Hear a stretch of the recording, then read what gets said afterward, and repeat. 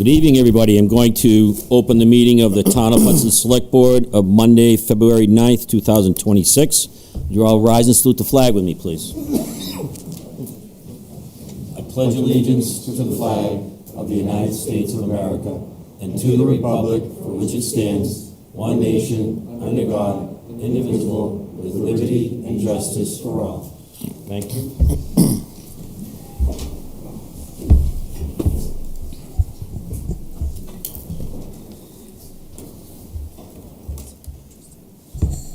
Next item, minutes to be approved. Public session minutes from January 26, 2026. So, second. Questions or comments?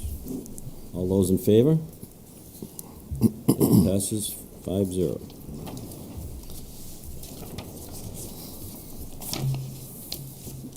No meetings and public hearings. 4 licenses.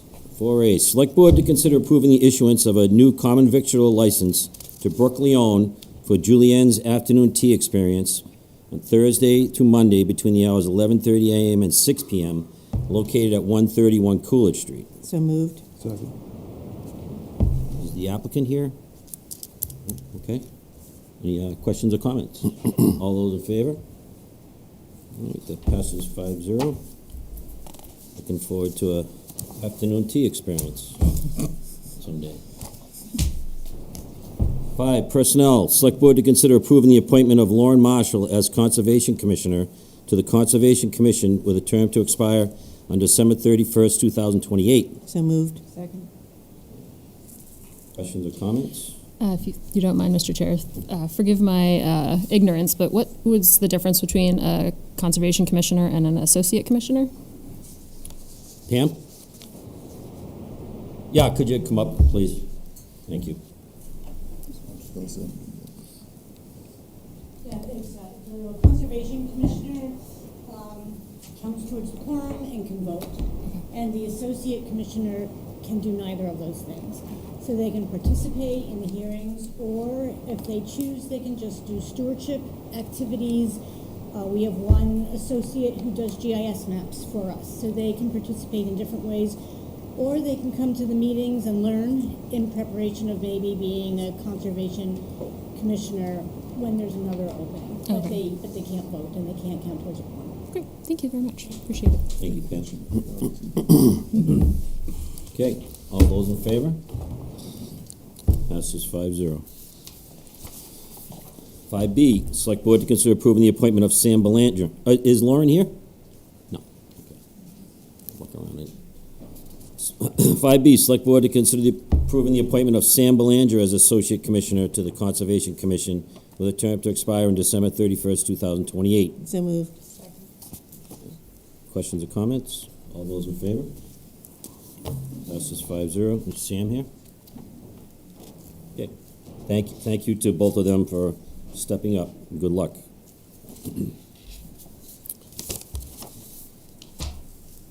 5C, Select Board to consider confirming the appointment of Kathy Frechette as full-time lobby receptionist for the Police Department at a clerical union grade 11, step 1, effective February 16th, 2026. So moved. Second. Questions or comments? Okay. All those in favor? Passes 5-0. Is Kathy here?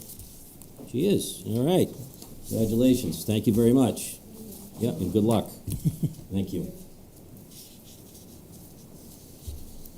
5D, Select Board to consider confirming the appointment of Kayla Curran as full-time lobby receptionist for the Police Department at a clerical union grade 11, step 1, effective February 16th, 2026. So moved. Second. Questions or comments? All those in favor? I don't think Kayla. Oh, Kayla is here, is she? It's hiding right there. Thank you, and good luck. And good luck to both of you. Appreciate it. Chief, did you do a good job? What's that? Did you do a good job? Yeah, great. Yeah, good luck. Thank you. I know it's obviously different position and everything. So. Yeah. I'm excited to get those started. Yeah. Yeah, great. All right, thank you.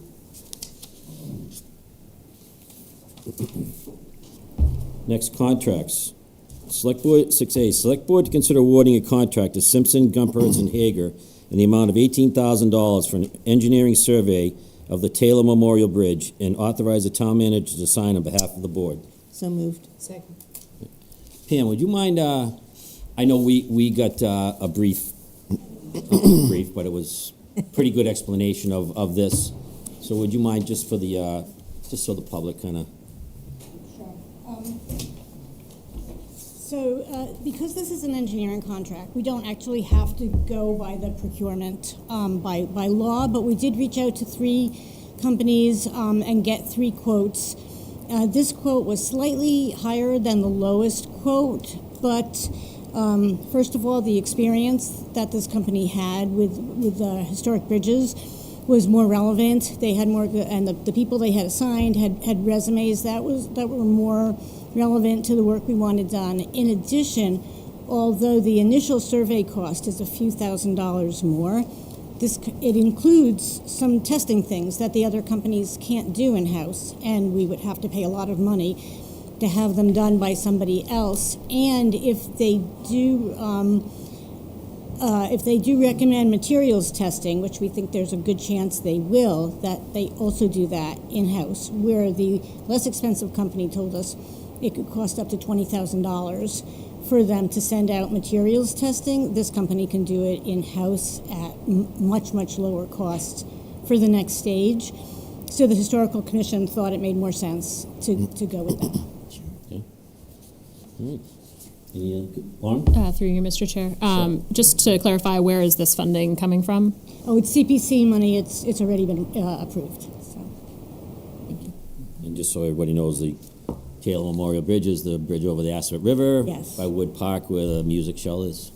Yes, it's the historic bridge. It's actually a very beautiful bridge that's a kind of iconic for Hudson. It's on our town seal, and it's in a lot of people pose there for their weddings. It's a very pretty historic bridge, and it will be 100 years old this year. I used to fish there when I was a kid. Oh, yeah. Compete with my cousin, but there was a time, I don't know, it was a long time ago, somebody tried to drive a Volkswagen Beetle Over the bridge? It's a true story. I don't know, Rick, if you, I know you, I think it was before your time, but you may have heard the story, but somebody tried to drive a Volkswagen and they didn't make It it. didn't work. No, I don't think so. Don't, as long as nobody else tries it. No, it's meant to be a pedestrian bridge. Right, exactly. All right, all those in favor? And it passes 5-0. Thank you. Okay, thank you.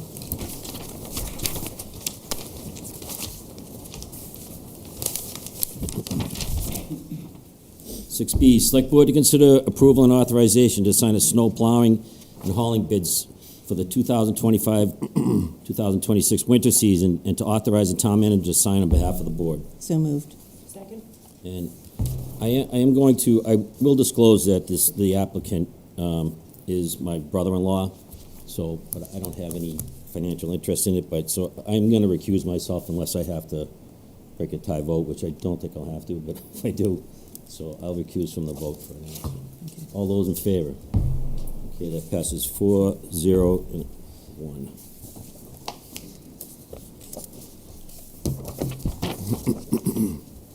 Seven A, Select Board to consider approving draft Audit Committee General Bylaw for placement on the 2026 Annual Town Meeting warrant. So moved. Second. Questions or comments? I just have one. Lauren? I just wanted to thank Mr. Sherrick and thank Mr. Gregory and Town Council for getting this together so quickly and doing such a wonderful job, and I'm glad that we were able to get this up and moving. So. I'd like to thank Mr. Sherrick also, because he did a lot of work on it. Yep. Appreciate that. I did start with you, right? Just want to say that sometimes good things take a long time. This took a little bit longer than I expected, but I'm happy we reached this point. Thanks to the board. All right, all those in favor? Okay, that passes 5-0. Start with thank you, right? 7B, Select Board to consider reclassifying the position of Treasurer Collector. So moved. Second. Okay? Neil? Good evening, everyone. Evening. So I just want to thank the town manager's office because they did most of the legwork on this kind of analysis for me and for Tom as well. I think I mentioned before So, and Scott's been on the meetings with DOR. One of the recommendations in our analysis of the things that were going on within the town, that when we go out to hire a treasure collector, we need to look at the salary and decide if we need to bump it up. And so the memo that's provided to you kind of shows exactly where we stand relative to the other communities. There's about 8 of them that they gave results for. Westboro was the one. I actually have Westboro's. Oh. If came late in the day, excuse me, Neil. Yeah. The numbers are for the minimum 99,654 and the maximum 129,775, and it really doesn't change the median that much. Changes the minimum median by about 2,800, and then the maximum median stays about the same, 129,640. Thank you. So. Writing with my left hand, so not as Sorry. simple. The maximum, the new median for the maximum is 129,640. Thank you. Okay, Neil? Excuse me. And so, obviously, trying to get a qualified candidate to fill this position is going to be very important. And so, at DOR's recommendation, and obviously when we went out and looked at this, this is one of the recommendations that we need to kind of move forward with, is to change the salary scale for the treasurer collector's position. Right, so, and I'll comment on that too, because I attended that last meeting with the DOR. The beginning meetings, Mrs. Wagner stated that she thinks, hold off on hiring that position and bring the consultants in, because they can jump right in and help us, which has happened. The last meeting last week, she said she thinks it's time now that you post this and start that process. Yeah, Right.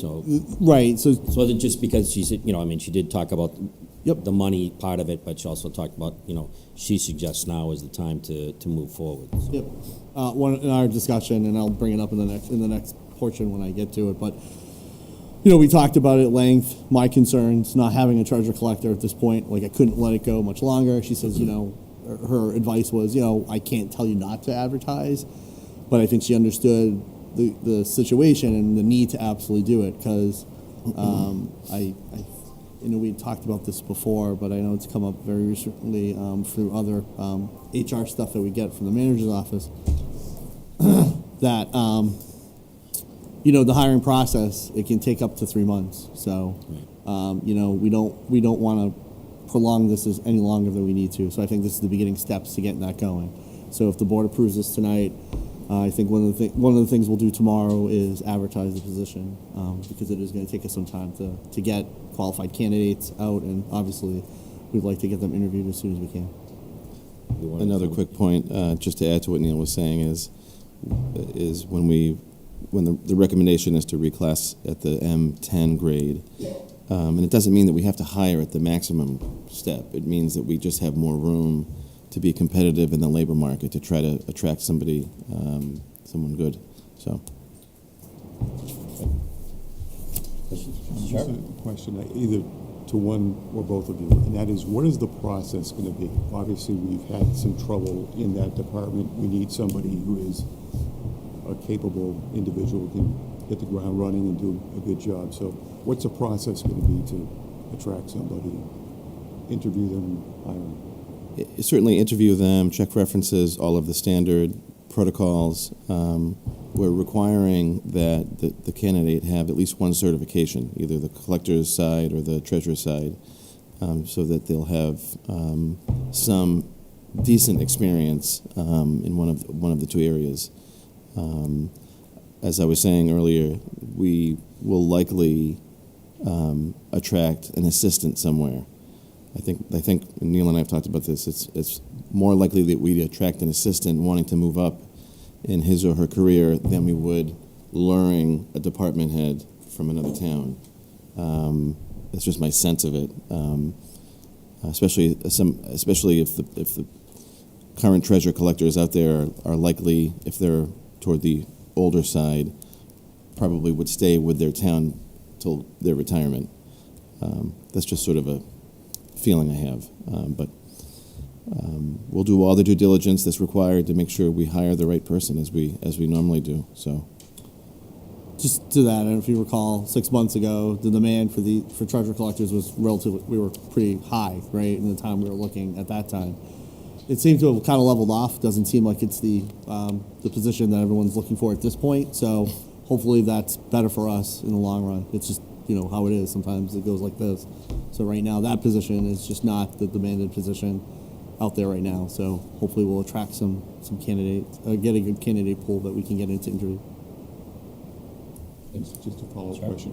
Who's the interviewing team? Are we looking at already? It would be Neil and Fernanda and myself. Through you, Mr. Chair. Lauren? So if we get, say, 2 or 3 candidates and they're okay, are we going to potentially hold off and wait to see if we can make some adjustments to attract more people? Or I'm just nervous about settling, depending on what you get as far as. We've talked about this internally, and with DOR, that was their recommend. Don't settle, right? So if it's a very good candidate and everything checks out, then so be it, right? But she, Ms. Wagner from the DOR basically said don't, and other staff had said don't settle, right? Don't just grab someone to grab someone, and I think that's probably smart advice to do. So Something you're taking to heart. Yeah. Great. Yep. Thank you. Any other question? All right, all those in favor? Okay, the passes 5-0. I would like to, just so the people that got voted into for Tom, you don't have to stay for the whole meeting if you don't want to. If you want to, you're more than welcome to, but you don't have to. So don't be afraid to get up and walk out. Now that he's Quietly, made it real quiet and awkward everything. and drawn attention to you. Kayla and Kathy, you're welcome.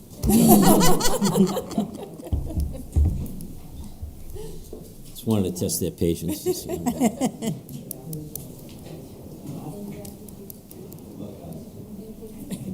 I might save, 5 minutes to write it with my right hand.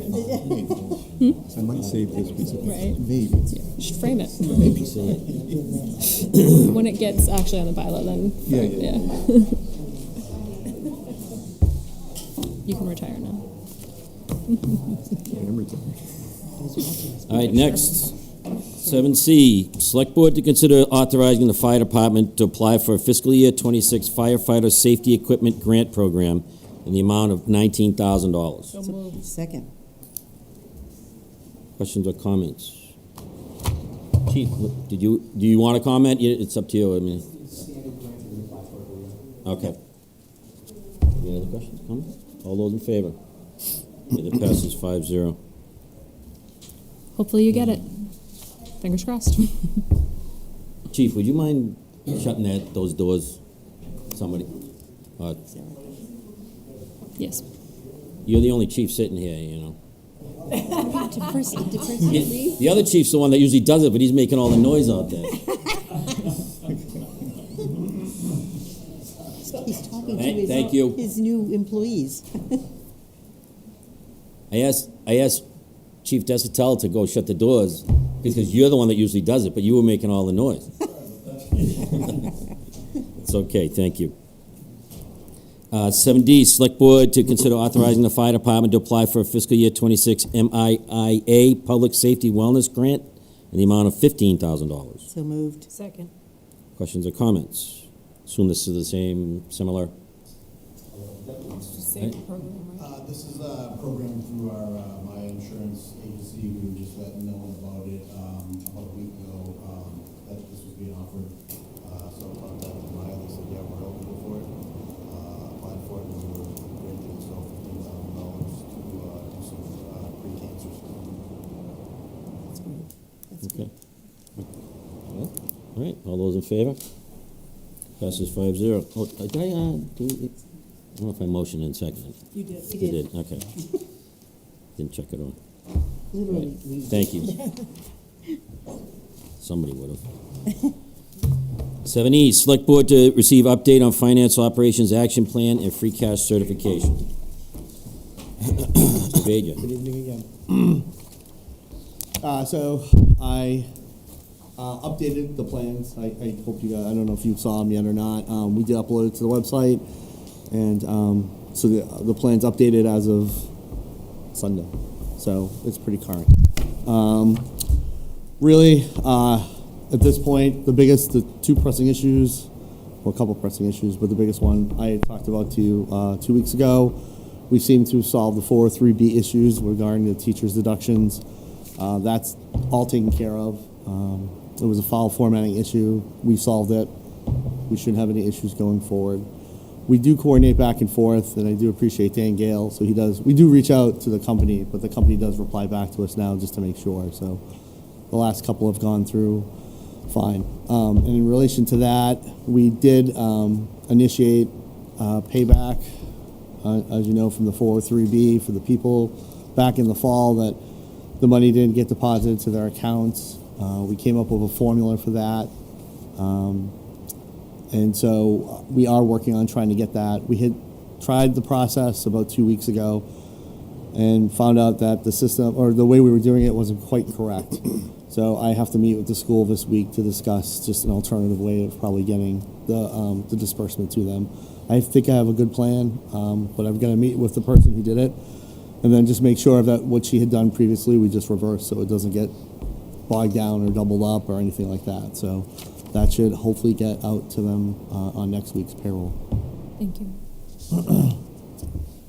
Chairman, question on that issue. When you talk about payback of 403B, you're not talking about the principal, you're talking about The interest. lost interest. Lost interest, correct. Okay. Sorry. Yeah. Correct. Okay. Through you, Mr. Chair. Thank you for working to rectifying that. So just to where we stand on the cash reconciliation process, I'm happy to say Mass Beautifins and I, we worked a lot on Friday on this. I've gone through one of the issues for one of the months, December, that I was having troubles with. I think we found our problem. So we're moving pretty speedily ahead at this point to get the 24 stuff done. You know, they're working diligently to get the stuff. We send them the things. They come in every Thursday to scan what they need to scan, and it's moving. We're moving along. And then additionally, I think, you know, you guys had mentioned last week, we've reached out to another person to kind of help, or similar to Mass Munifins, to help kind of bridge the things that I can't get done at this point because I'm a little short-handed. So the town manager gave me approval to reach out to CLA, or Clifton Larson Associates. They're all, you know, in the accounting, financial world, to get me a person to kind of help get me to get a person to help me get the stuff done, because I can't, you know, do the active stuff, get the past stuff. There's a lot of work that needs to get done. So obviously we don't want to get too much further behind than we already are, being down a person. So they were able to get me, I think, a person. Hopefully they'll start next week. At least a day right now. If I have to bring it up to another day, I will. And additionally, I reached out to a friend of mine. She's a retired accountant. She's doing consulting work. She just does what I say, you know, I won't say the heavy lifting stuff, but the stuff that still needs to get done, stuff to get schedules done for the auditors, you know, things to get done and prep work for the schedules, that kind of stuff. So she says she has a free day, so I may use her as another resource as well. So, Free, Mr. Chair. Would she be a volunteer, or would she be paid? no, paid. Okay. Yeah. Just no. making Nice sure, try. making I sure. know. I wish. She has a lot of experience too. She was the former Westboro finance director, town accountant, so she has a lot of experience. And that's pretty much about it. We met with DOR last the 30th. So I think about a week ago Thursday. The meeting went well. I think they're happy with the progress we're making. They're happy with the consultants that we've gotten on board, because I think they were, you know, concerned that we weren't putting enough at it. So I think, you know, that was one of the things that we had demonstrated to them, that there's a lot of work getting done. And I think they were happy to hear that. So, I mean, Scott was on the meeting, Tom was, you know, for once I left that meeting feeling pretty good. You know, that they were happy at least. So, you know, we're going in the right direction. So still a lot of work to do, but we're gaining on it. So. Free, Mr. Chair. Sure. Could you give a status on free cash? Yeah, you know, we're working on 24, so I don't know if you've been to the meeting, so I apologize. So we have to submit a 24 balance sheet to the state in order before anything. So not, it doesn't have to be. It's not going to be what I would call a hard balance sheet, but one that they'll get a basis number for, so they can roll the number forward. And then the 25 one, which we've talked about, which I think they'll scrutinize pretty heavily. That's the one we're going to be we'll work on. So we have to get the 24 stuff done first, and then we'll get to the 25. And then honestly, it's once getting the cash posted, that's our biggest hurdle. Everything else will pretty much fall in line after that. And Mass Munifins is well along in 25, Yes. balancing the cash book Yep. to the bank statement. So Neil is catching up to that effort, right? So Yeah. So we're not like we haven't looked. It's not like we haven't looked at 25 at all. Right. So. Because, it's easier for them. The 25 stuff, because we had kind of set new policies and procedures of how things we wanted, it's going easier for them to the stuff to get in. And so I think 25 will go very fast. 24 has just been a stumbling block, and we've had some issues we had to work out. Like I said, we spent all of Friday working on it, so, which kind of rolled into Saturday, but we found it. So I'm happy to say that it's one big block that we can now get off our plate. So we'll be moving forward, trying to get the other stuff squared away. But, it all starts getting 24 done and then moving to 25. So it's just, it has to be done in that manner. At the meeting, I know it was, I thought we mentioned kind of a timeline. Yes, That's what that's I right. was trying to get to. I asked the question. I don't know if that's what you were looking Yeah, at. I wanted I have that answer. I wanted the I thought public you to mentioned have there that was a answer. certain date you were looking to get So that in. So I asked the question, what's the latest date that DOR needs Neil to submit everything for 25, knowing that our town meeting is Monday, May 4th? And they said, they backed up 2 weeks from that. So they said, we need at least 2 weeks, April 20th. whatever that date is, April 20th, I think it is. Off the top of my head, I could look, but 2 weeks Prior to prior to town meeting. So, But as I said, I don't want to. I want it well in before that. I'm really I don't. If we have to take extra time to just cross our T's and dot our I's, that's one thing. But I have no intention of getting it in on. It's just I can't. Right. Because that puts a lot of pressure on them. It puts a lot of pressure on us. So we really want to get it in well before that deadline. That's the hard stop deadline, but we need it in well before that. Through you, Mr. Chair. So FY24 seems to be the thorn in your side. Yep. It'll be done in 2 weeks, several times. Yep. So what specifically is wrong with it? Why? We couldn't find some of the entries to balance, and so we can't just post cash to nothing, right? We need to know where we're going to post it to, and so in order to do that, we have to do a lot of digging and backtracking. And so, it hasn't been an easy process on some of the things because some of the way it got labeled, the way it got transferred, or the way it got whatever, right? And so it's difficult to find. So obviously, one of the things we looked at, we try to piece it apart. And so, when they proposed the entries and some of the things that we did, we immediately look at it and say, well, does this make sense? Well, one of the entries was posting collector's revenue. Well, if we had posted that, we would have actually gone in the wrong direction. And so we took a look at their entry versus our entry and said, no, we actually still have to post it. So that means there's a problem somewhere else. So that's where we have to kind of deconstruct certain pieces to figure out what the piece is. So we try to take the easiest parts first, you say state aid, or is it, local receipts, and those are just big buckets of revenue, but there's a lot of transactions that get involved in it. So even though you break about 4 pieces, those 4 pieces make up a lot. It's a puzzle. And so it takes time to do that. So are you digging through physical Yes. paper? Sometimes, yes. Sometimes my entries, we kind of back into it both ways. Obviously, the biggest thing that they've done, they've balanced the bank statements to the cash book. So they're, 99% right? So that means I'm wrong. So now I've got to figure out what it is I've got to get to them. So I have to go back, look at all my entries, and then decipher which ones I've done versus what they have. And if there's 352 lines on the cash sheet, I've got to back into it off of 200 lines because we group our stuff as one big entry. They're separated out. So now I've got to back into that number. So it takes time. Some are easy. Some are, oh, I know what this is. You can see it right, and it's plain as day. Others, like this last one, not so much.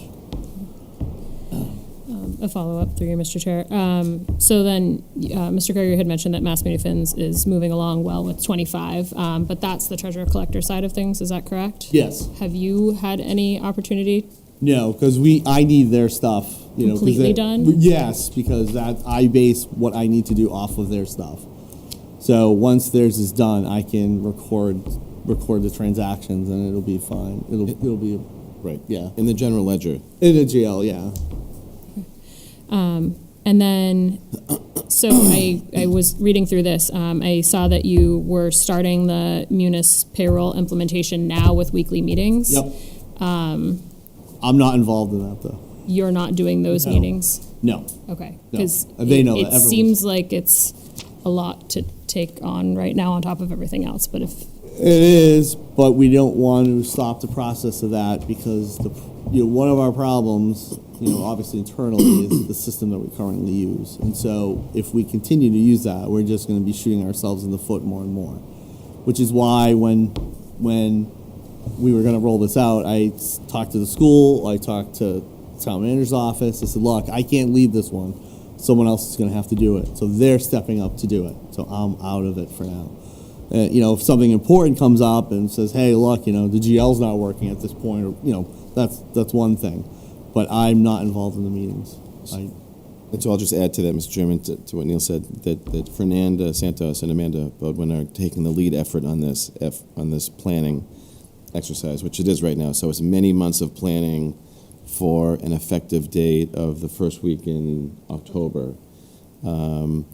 And so part of this too, I'll say, is before I arrived here in Hudson, the previous executive assistant negotiated with all the unions around the biweekly payroll. So all the contractual agreements have the language in there, and it's subject to a notice by our office.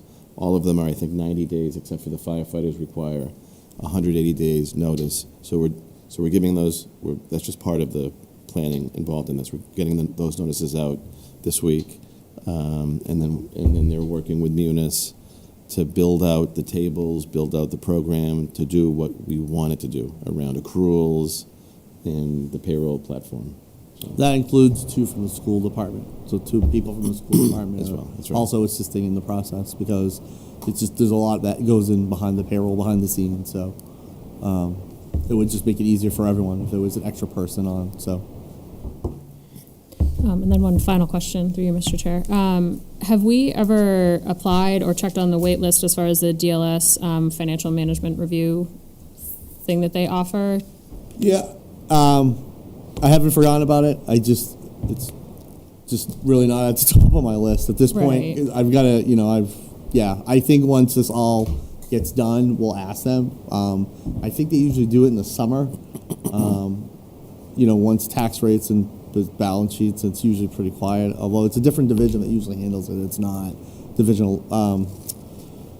It's a different division within DOR that handles it, so they can actually do it at any point during the year. It's just a matter of when key holders are available, and so obviously we're going to want the new treasurer collector on board. The assessor would be the town manager, would be myself, certain key department figures. So they end up speaking to everyone and probably talk to the board of selectmen. I think they talk to the board of selectmen as well. FinCom, they ask a lot, so they do reach out to a lot of different people. Yeah, from my understanding is that it's required to be initiated by the select board, and I believe, from my understanding, there was like a 6-month waiting okay. list Right. from one of the MLA things that I went to. So, I just was wanting to see if we'd done anything with that. Thank you. So Chairman, I have a couple of follow-up questions on cash reconciliation. But first, I want to say I'm very heartened to hear that you have 2 new people coming in, apparently, to help you out. So it's not a sign of weakness to show that you need more help. Yeah. And we've been offering that, so I'm glad you're taking that up. I think you mentioned earlier that you just solved the problem with December. Are you going through chronologically, or do you have a couple of months? We have a couple of months. Yeah, it's just December was a problem, right? And so we've What gone else, ahead. Yeah. what else are you looking at next? June Okay. June of 24. Because I remember hearing like there were Yes. two major things. Yes, So December and June. once that's done, is the cash reconciliation pretty much done? For 24, yes. Okay. Yes. I think that's all I got then. Okay, thank you. Okay, all right, thank you. You know, I don't think I'm next, am I? building inspection. No. All right. 8, select board to receive town manager's fiscal year capital project recommendations. You wanna? Sure, You wanna yeah. do that now? Yeah, just a high level, yes. Yep. Just, yeah, I'd like to give, through you, Mr. Chair, a high-level overview of the memo. There's a lot of information in here, and I think it's critical that the board hears from each of the department heads about their particular capital needs. But I just wanted to talk a little bit about some of the funding sources, especially with free cash, and how I was able to craft this recommendation. So we'll start with free cash. As Neil was saying, we won't know the certified figure until late in the budget cycle, after the board signs the warrant and the warrant is published, after the finance committee concludes all of its budget hearings. So, and that's how it's been here for the most part while I've been here in Hudson.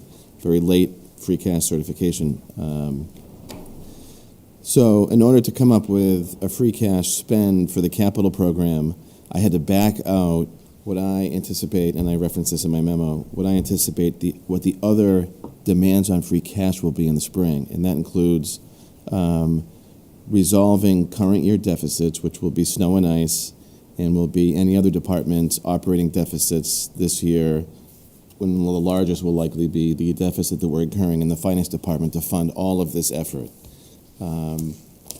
So year-end deficits, any bills of prior year,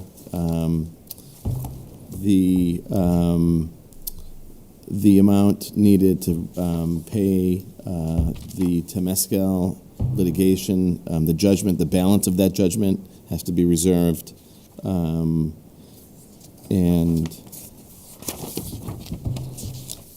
transfer to the stabilization fund for the use of that fund as bridge funding while we didn't have free cash. As you'll remember, I said at the various town meetings over 25 that we're borrowing from stabilization for 25 in the absence of free cash, and we'll use the free cash this May to put back in to the stabilization fund. There's also a requested transfer to the school department's school choice account. If you recall, the school department offered to front the money for the boiler replacement at Forest Ave School to the tune of about $390,000 plus or minus. And then also there was a transfer that we for the town hall HVAC project. There were two funding sources: one, unexpended capital balances from prior years, and a borrowing authorization for a grand total of, I think, $915,000. The borrowing authorization allowed us to start to enter into a contract with Train and get going with the project.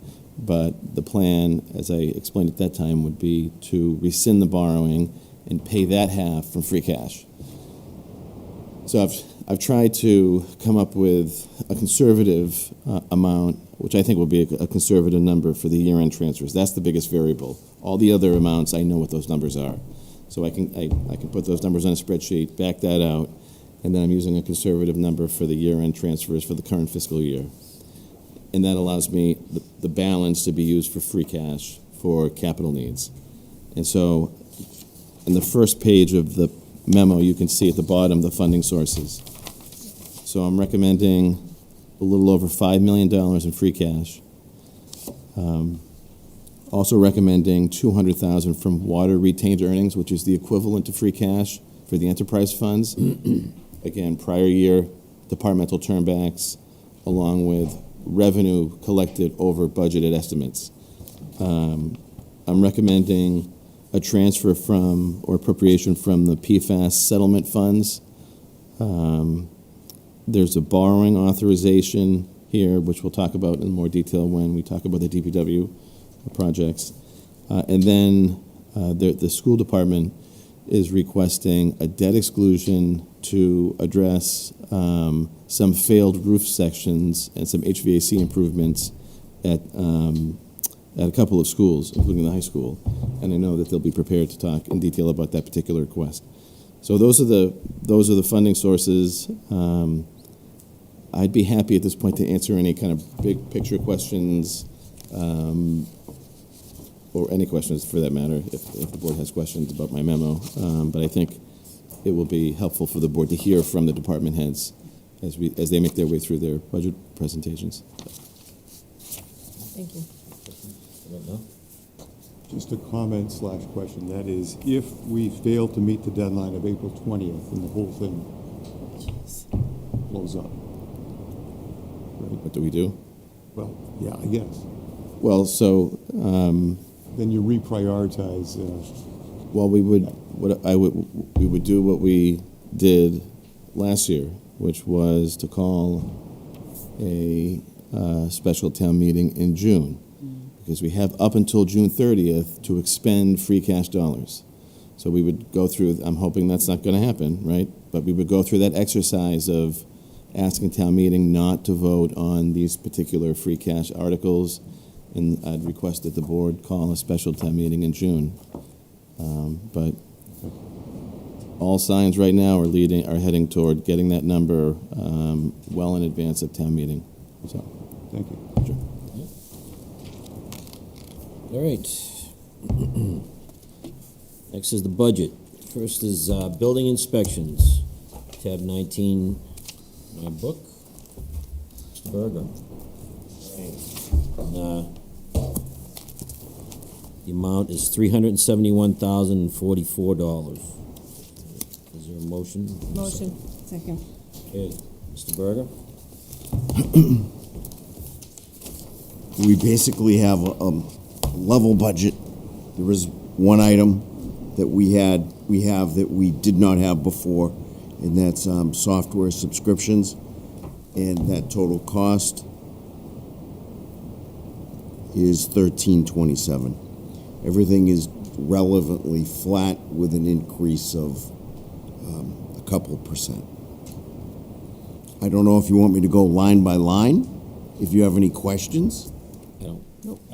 I don't want you to go line by line.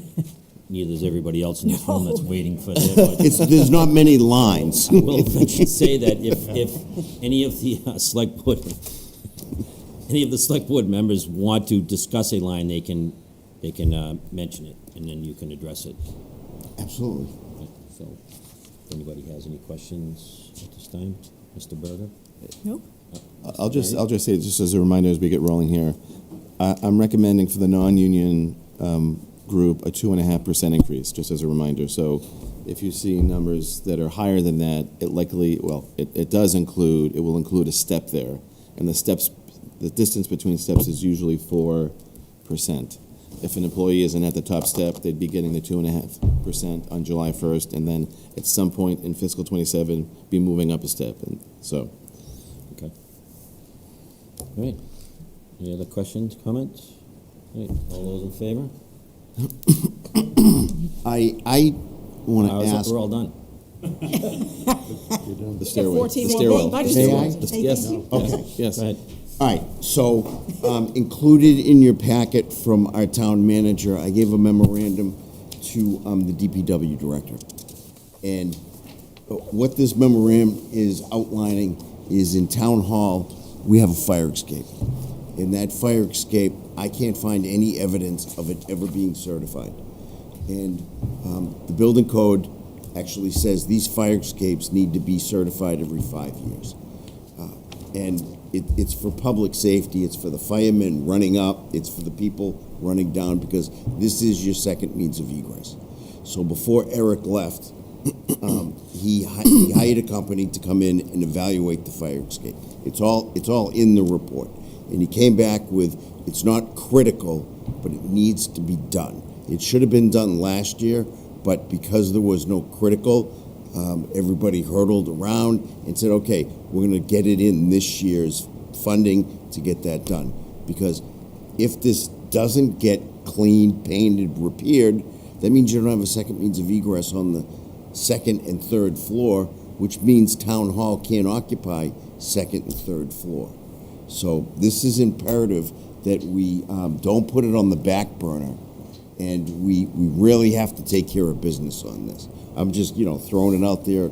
This is very high priority. I know it's down on 7 for your list. In the DPW ranking list, but I have it recommended for funding. Yeah. So are there any questions on that? Could have called it in. I believe you. Thank you. Thank you for hearing me. Have a nice night. All We right, have to thank you. vote, right? What's that? We have to vote? We just did. Oh. Yeah, this was just Oh, an okay, FYI. okay, okay, yeah. Yeah, that was, Thank you. thank you. All right. Next, Council on Aging, tab 22 in the book. $371,691. So moved. Second. Excuse me. Yes, welcome. How are Sorry you? we couldn't make it during the snowstorm. I but apologize It's for okay. that. I didn't It's want to drive, It's okay. Don't blame you. so. Anyway, so we respectfully submitted our 2027 budget. And talking about personnel costs first, we did have a 2.2% increase in personnel. This change is driven entirely by contractual obligations and scheduled employee benefits. Now all 5 COA employees will have longevity pay at 2027. 2 employees qualify for the sick leave buyback benefit, and obviously the wage adjustments that reflect the negotiated contract obligations. The personnel remains the foundation of the Council on Aging operations. The department's ability to provide safe transportation, effective social services and outreach, and consistent programming depends on maintaining a stable and trained workforce.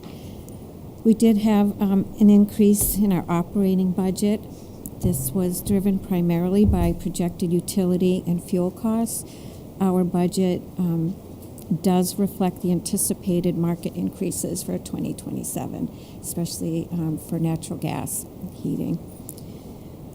These increases directly affect the building operations, transportation services, and program delivery.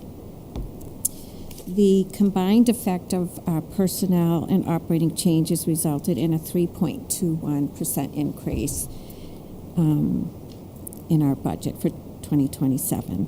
And this request ensures continuation of current service levels, compliance with contractual obligations, safe and reliable transportation, adequate staffing for social services and program support, and stable operations, despite the rising utility and fuel costs.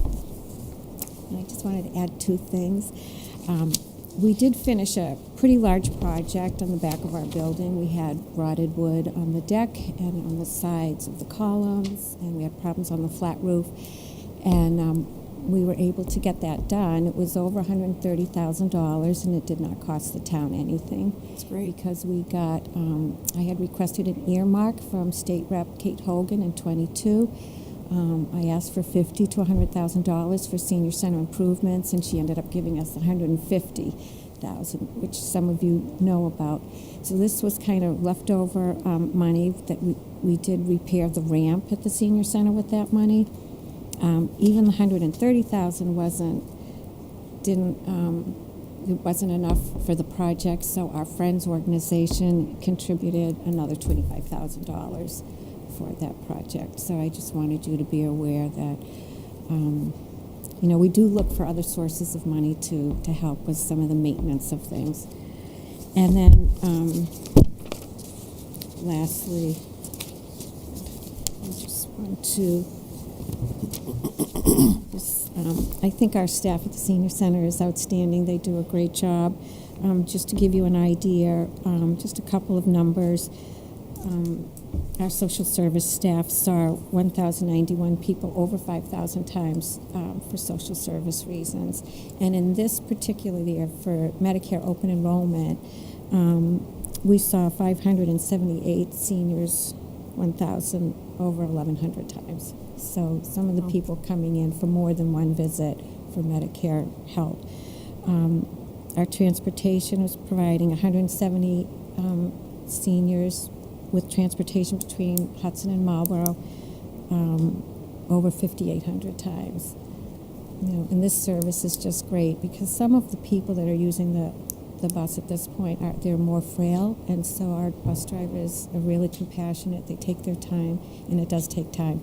As I said before, what used to be a 10-minute pickup is now a 15 or 20-minute pickup because of the frailty of some of the people using that service. So, so for a total of 1,875 unduplicated people attended the senior center over 30,000 times in 1 year. So a lot of things you don't hear about because it's in social service and it's confidential. You know, it's always good to have the fun programs, but there are a lot of things that are confidential you don't always hear about, and they really do an outstanding job. That's great. I'll second that for sure. I know. Okay, any questions for Janet? Other than, is there any way you can do better you already do better, but can you do better than the better? Or Yeah, we always strive to do better. Great job, you and your staff. So thank you. All right, all those in favor? Passes 5-0. Thank you so much. We appreciate it. Thank you. Next, Board of Health, tab 21 in the book. Lauren?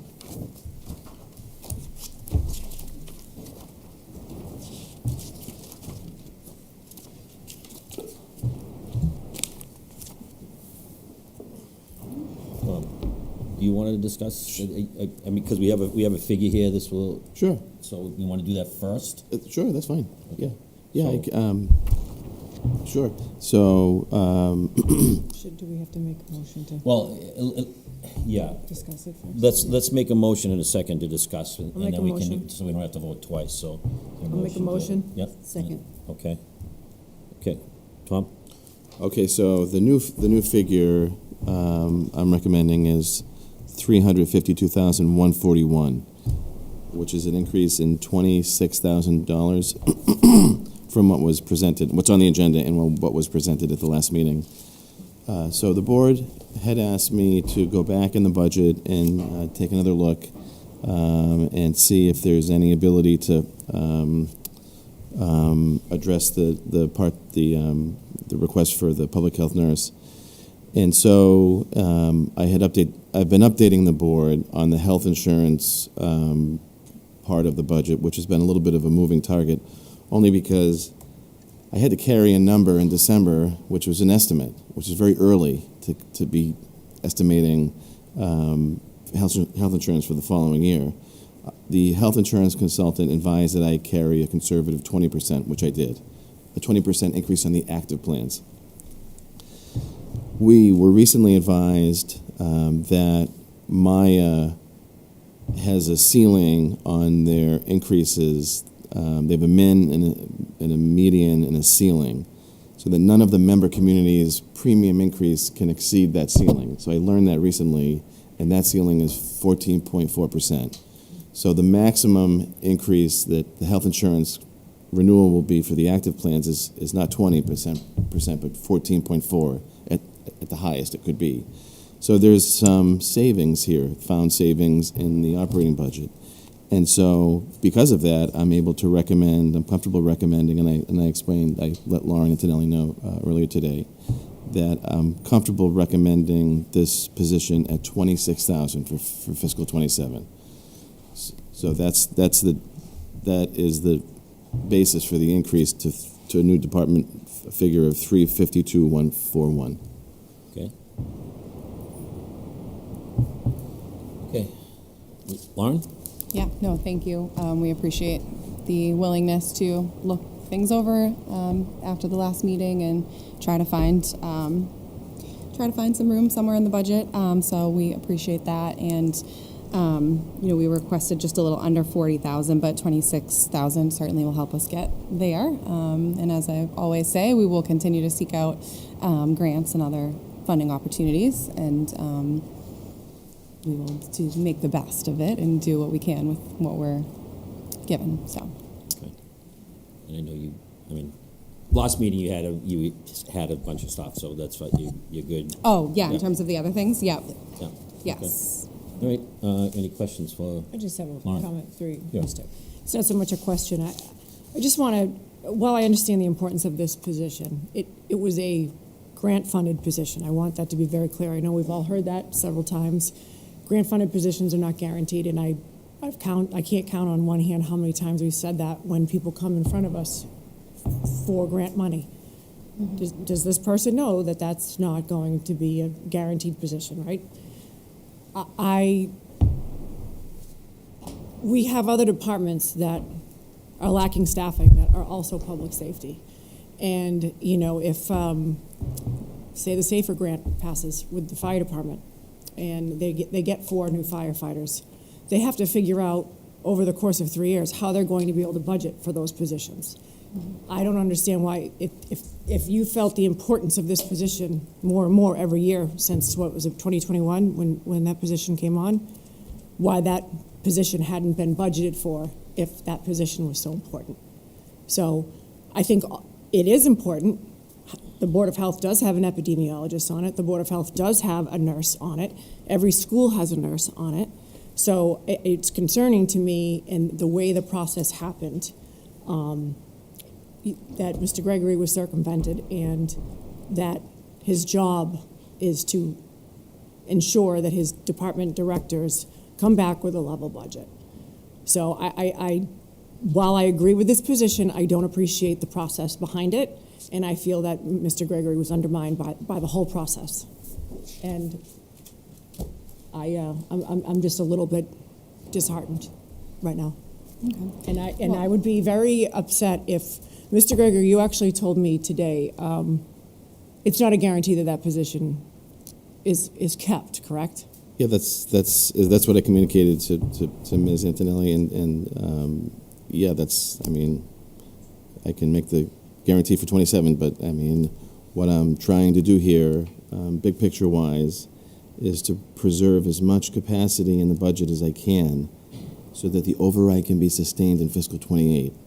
Right, so I'm not recommending that any additional savings accrued in the health insurance reduction be spent anywhere. I want it to stay as excess levy capacity, right? Or if there's some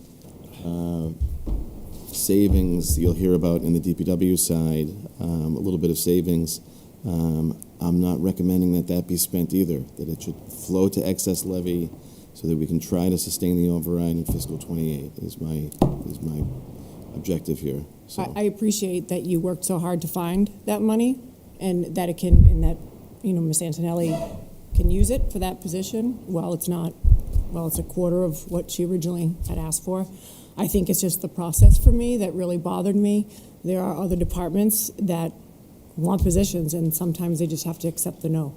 So, thank you. Yeah, and if I could just respond to a couple of things you said.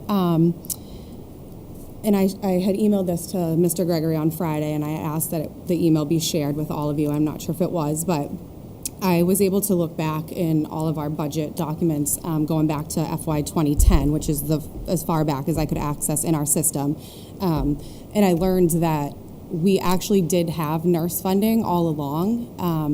Back then it was, there was an individual person that was kind of an independent consultant or contractor. In the past, the board had outsourced it to a VNA company. And so when I came into my position, that line item kind of sits in the operating budget section of the budget, not the salary. Now I'm realizing, I guess, because it was contracted out, it wasn't an actual town employee. But I had provided Mr. Gregory with a breakdown each year back to FY10 that there was funding for the nurse, because this really is a critical kind of baseline public health service for things like disease prevention, chronic investigation of contagious diseases, foodborne illnesses, things like that.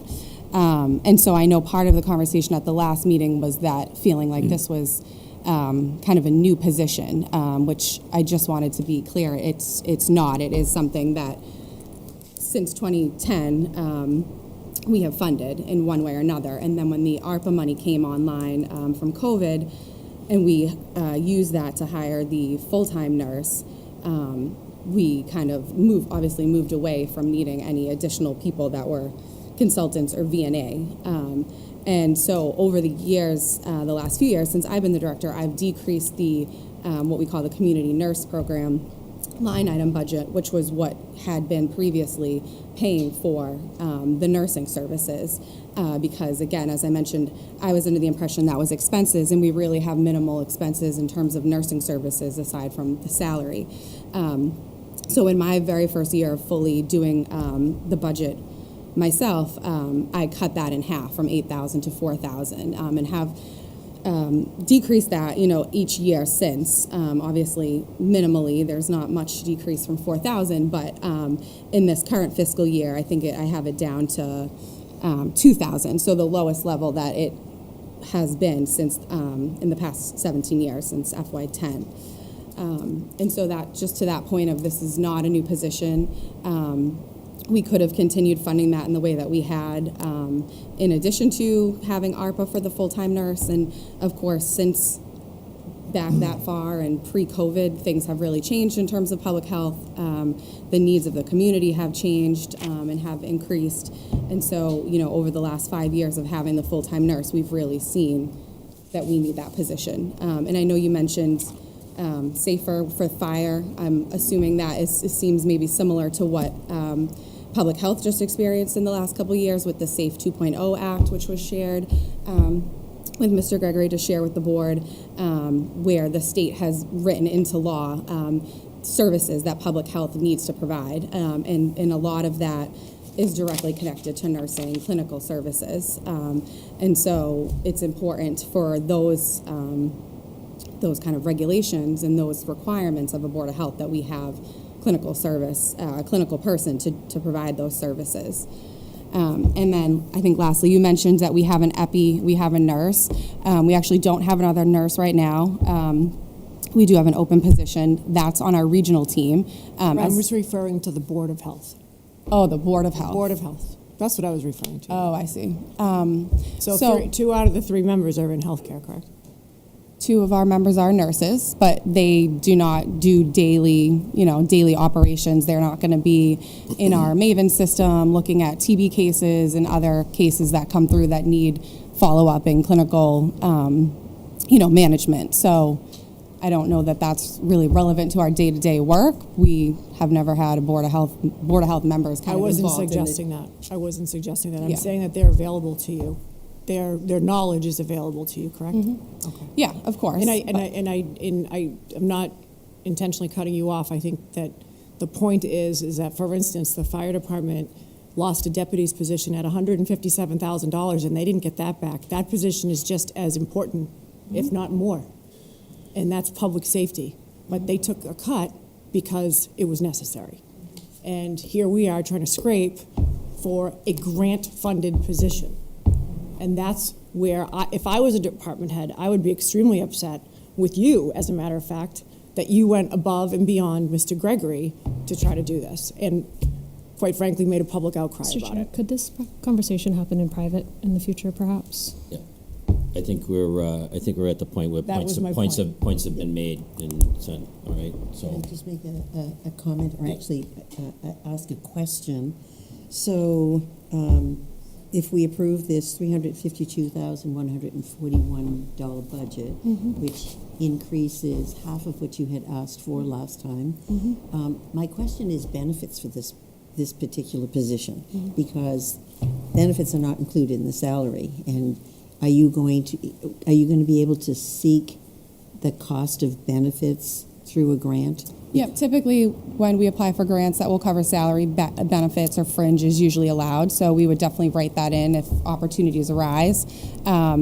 But we also, where this position is part-time, you know, leading up to the start of the new fiscal year, we'll have to figure out if there's not funding for that, the nurse will be under the hourly limit where we have to provide, you know, where we're required to provide benefits. So if that's the case, you know, if we don't have the funding for benefits, then she will work, you know, 19.5 hours or less.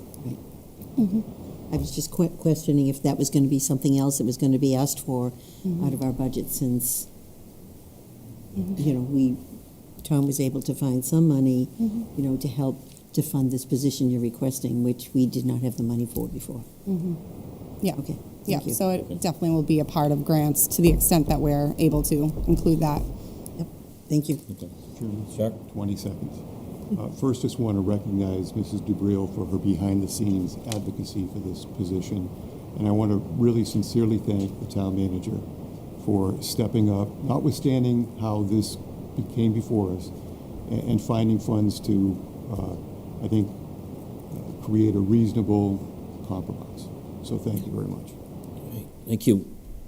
All right, so motion's been made and seconded for $352,141. Did we actually make that motion? We did. We no, did make the motion. We did. We did to We made a discuss, motion. but not. Correct. Yeah. I'm sorry, you're correct. We made a motion to discuss. So I'll call for a motion for $352,141. So moved. Okay, is there a second? Second, either is fine. All right, all those in favor? Okay, that passes 5-0. Thank you.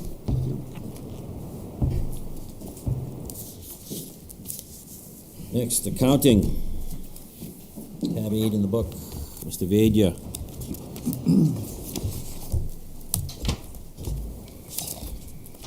Like a bad penny. Just keep coming back.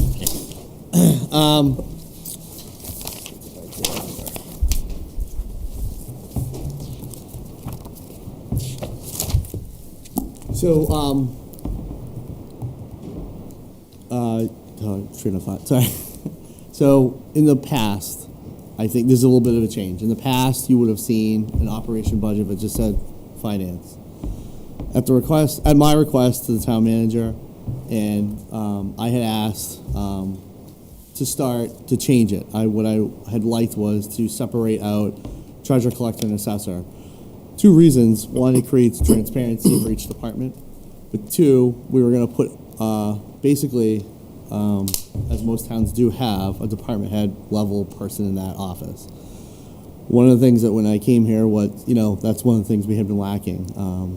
Not so much in the treasurer collector's office, but the assessors. And so when I started this, I said, look, I had asked Mr. Gregory, I said, look, I'd really like to do it this way. And then in the future, we're going to separate the budget. So for fiscal 27, what you actually see is 3 separate budgets, but it's really the same budget, just separated out now. Because finance was always assessor, treasurer, collector, and accounting. Now they're just going to be separate lines. In the future, these department heads will present their own budget. But for fiscal 27, because they didn't know the numbers and, it would be hard for them to do it, I was going to present it. But in the future, they'll come up with me.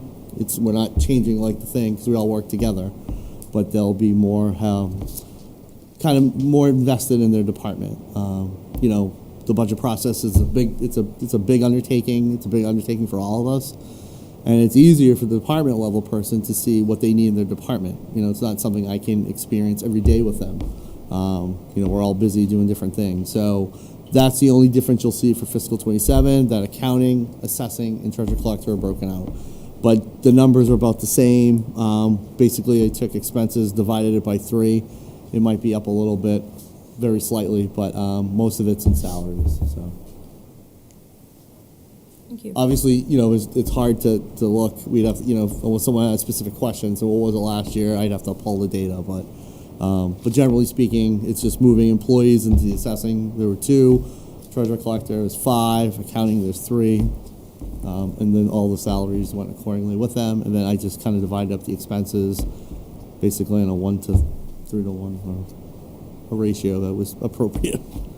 We need to have a motion first to discuss. That made it easier for you, obviously. It is. It makes sense, and it can track true departmental expenses, easier over the years. Okay, so amount requested is $494,933 for accounting. Is there a motion? Motion. Second. Questions or comments further? I just have one. Warren? Through you, Mr. Chair. For the contracted services, the increase in $55,000, is that in regards to Audit. the audit? Yeah. And that might, it's probably on the low side. For 1 year? 1 year, yes. So it's $125,000 for one audit. Okay. Thank you. Any questions? Comments? All those in favor? It passes 5-0. Okay, next is assessors. Same tab, just different page. Figured Neil wasn't moving, that's why. All right, I'll call for motion so we can discuss it. Motion. Motion. Second. Discuss. Okay. Any questions or comments for Neil on that?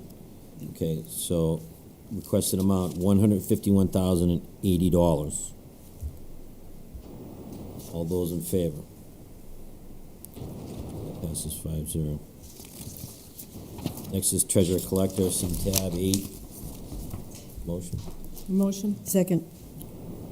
Questions or comments? Oh, I Yep. down the road, we will probably have to, there will have to be probably an adjustment, right? Depending on who gets hired for a treasurer collector. Right. But we'll cross that bridge down the road when we get to it. Right, It yeah. won't be an issue like at this point. It's not worth changing because we don't know what's going to happen, so. We could make an adjustment in November if we have Yeah, to do it right. every time meeting. Right. Okay. Yeah. Thank you. You will. All those in favor? Passes 5-0. Thank you. All right, thank you, Nick. Information technology, tab 9. You're up, Aaron.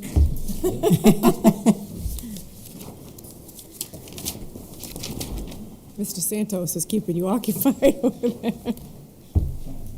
Yeah, giggling. All right, is there a motion? Motion. Second. Second, okay. Hello, Hello, evening. how are you? Probably not as good as you, but I'm doing all right. Aaron's always happy. What do you got? So, couple of items that has increased the IT budget. As you guys know, we are in process of migrating to Munis. Through the years, we have been trying to consolidate all the software, hardware, renewal contracts into the IT account, as before has been each department, for example, was buying their own computers, kind of. So that has been kind of consolidated now under the IT department's budget.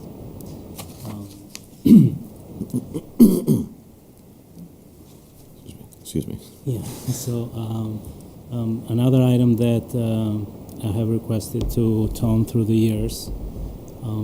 When I started here in 2007, I remember there were 3 IT members. Through the time has been like other departments, especially after 2008, we lost 2 positions. It was quite some time when we got the assistant after 11 years, I should say. And then now I requested the 3rd position to be present for Hudson due to a lot of loads that has increased on the IT department. We have taken a lot of new responsibilities, especially helping schools with Munis, with accounting, OpenGov, security, Office 365. So we have Neshoba Valley, we have helping Board of Health regional health department that they have with probably like 14 new members in there. So we have really need to have the 3rd position. That's what I believe is it's a must. I'm not sure. I know the timing is not right, but I feel it's going to be a great help to move forward with more application for OpenGov like licenses, renewal like we have done, helping with Munis, which one is going to become. Right now we're working with the payroll. And behind the scene you can see for example, between me and Jerry, if you divided 50% of the department is committed to Munis, helping schools with security, with users, and any issues that has occurred during the migration. And we'll continue to do that with the next two years with payroll, utilities, property tax, the HR, and the modular with for the residents, which one they're going to see the live data when they want to pay taxes, just like we see it on our end. It's been a lot of phone calls when somebody comes over to pay the taxes. They get the bill, and they are late five days. There is a percentage increase over there. So they don't have the amount. Now they can log in from home and they can see exactly what's the bill, the tax they pay, so to the penny.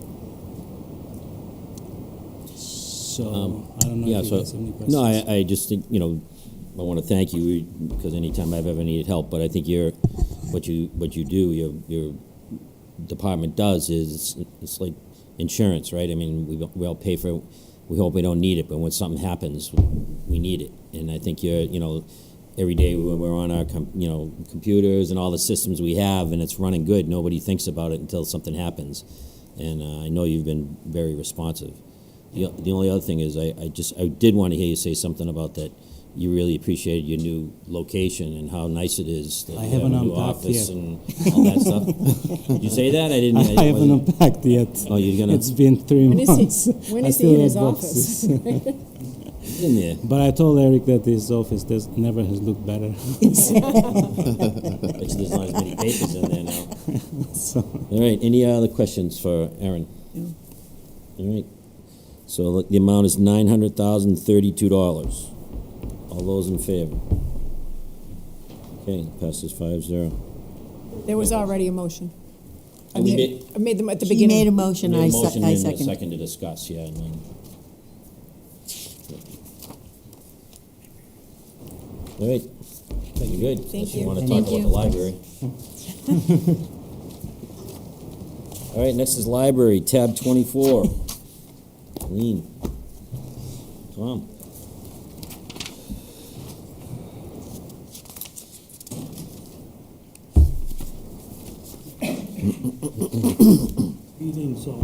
Evening.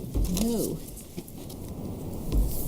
All right, is there a motion? Motion. Second. Second to discuss, and the amount is $1,037,434. So, Tom, Eileen.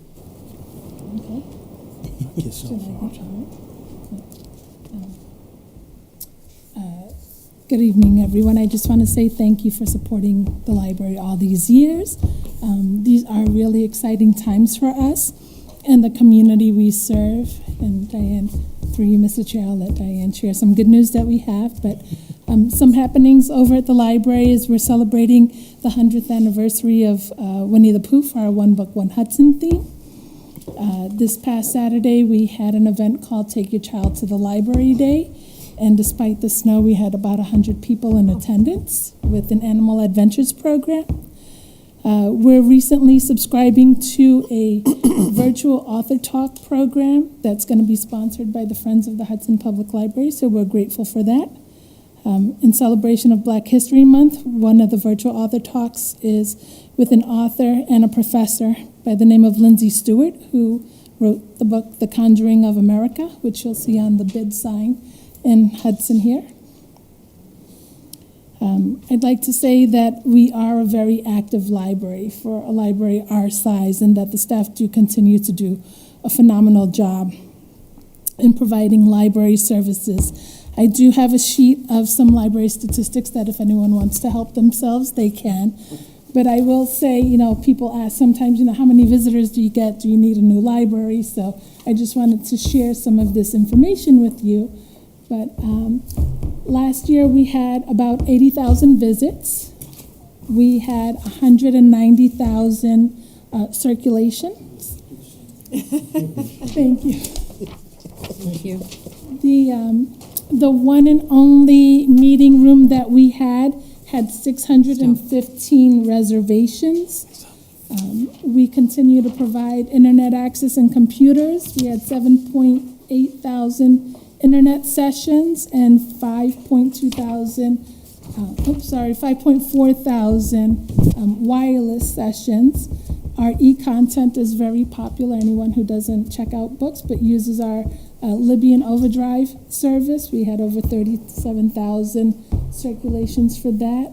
The library and the staff really do enjoy the community engagement, the outreach. So your Hudson Fest, your Art Fest, your Rec Fest, all of those. And we keep track of all the people that we engage with, and we engaged with over 5,000 people, which warms our heart. So we run 6 monthly book clubs, and we had about 40 volunteers between friends and friends of the Hudson Public Library and high school students and things like that, who contributed over 2,000 volunteer hours. So I hope that we, with our programs, we also had over 9,000 people in attendance. So that's adults, children's, and teens. So I hope that we are serving the town well, which now leads us to our budget. So we haven't asked for much. It's basically, with regards to personnel, it's our step increases, longevity. We don't have any sick leave buyback this year. And then just our operating costs, things do go up. The cost of software and digital content, databases, all of that continues to increase. So we've accounted for that. The price of print material and audiovisual material also has increased. And in order for us to remain certified through the state, our budget has to cover a certain percentage of that, and that's 15% of our overall budget. Let's see if there's anything else. In terms of utilities, we continue to monitor that as well. The more we're open or the more that we're in the building, the more fuel and electricity we're going to use, but we continue to follow the town's formula and then add a little bit more. We break it up into quarters to see sort of how much we're actually spending.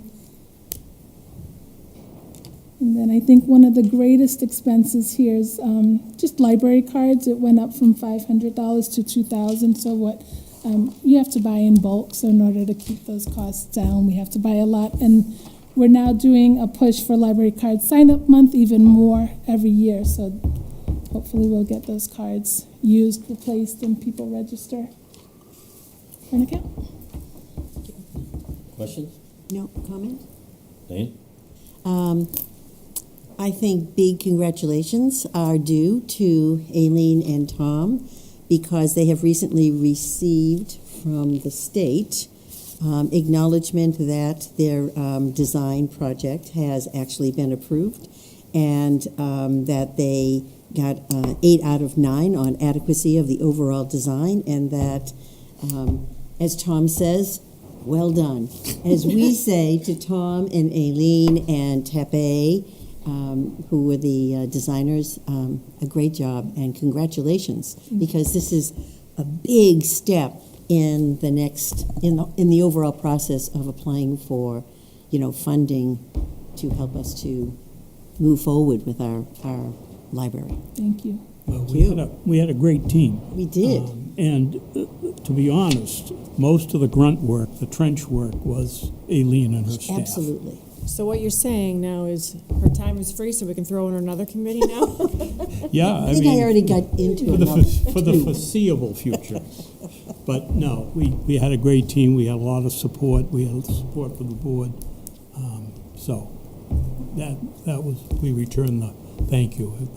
Actually, it was great. And I do want to make one more comment, too, that I have recently joined Libby, and I am I'm walking around with headphones on, listening to books like all the time, and love it. So thank you.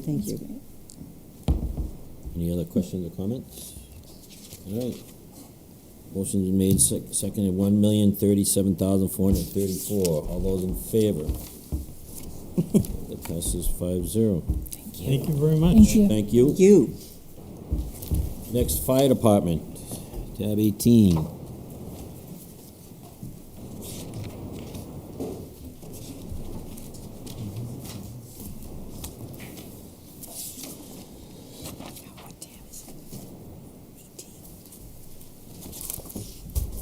Good evening. Gentlemen? What questions can we answer?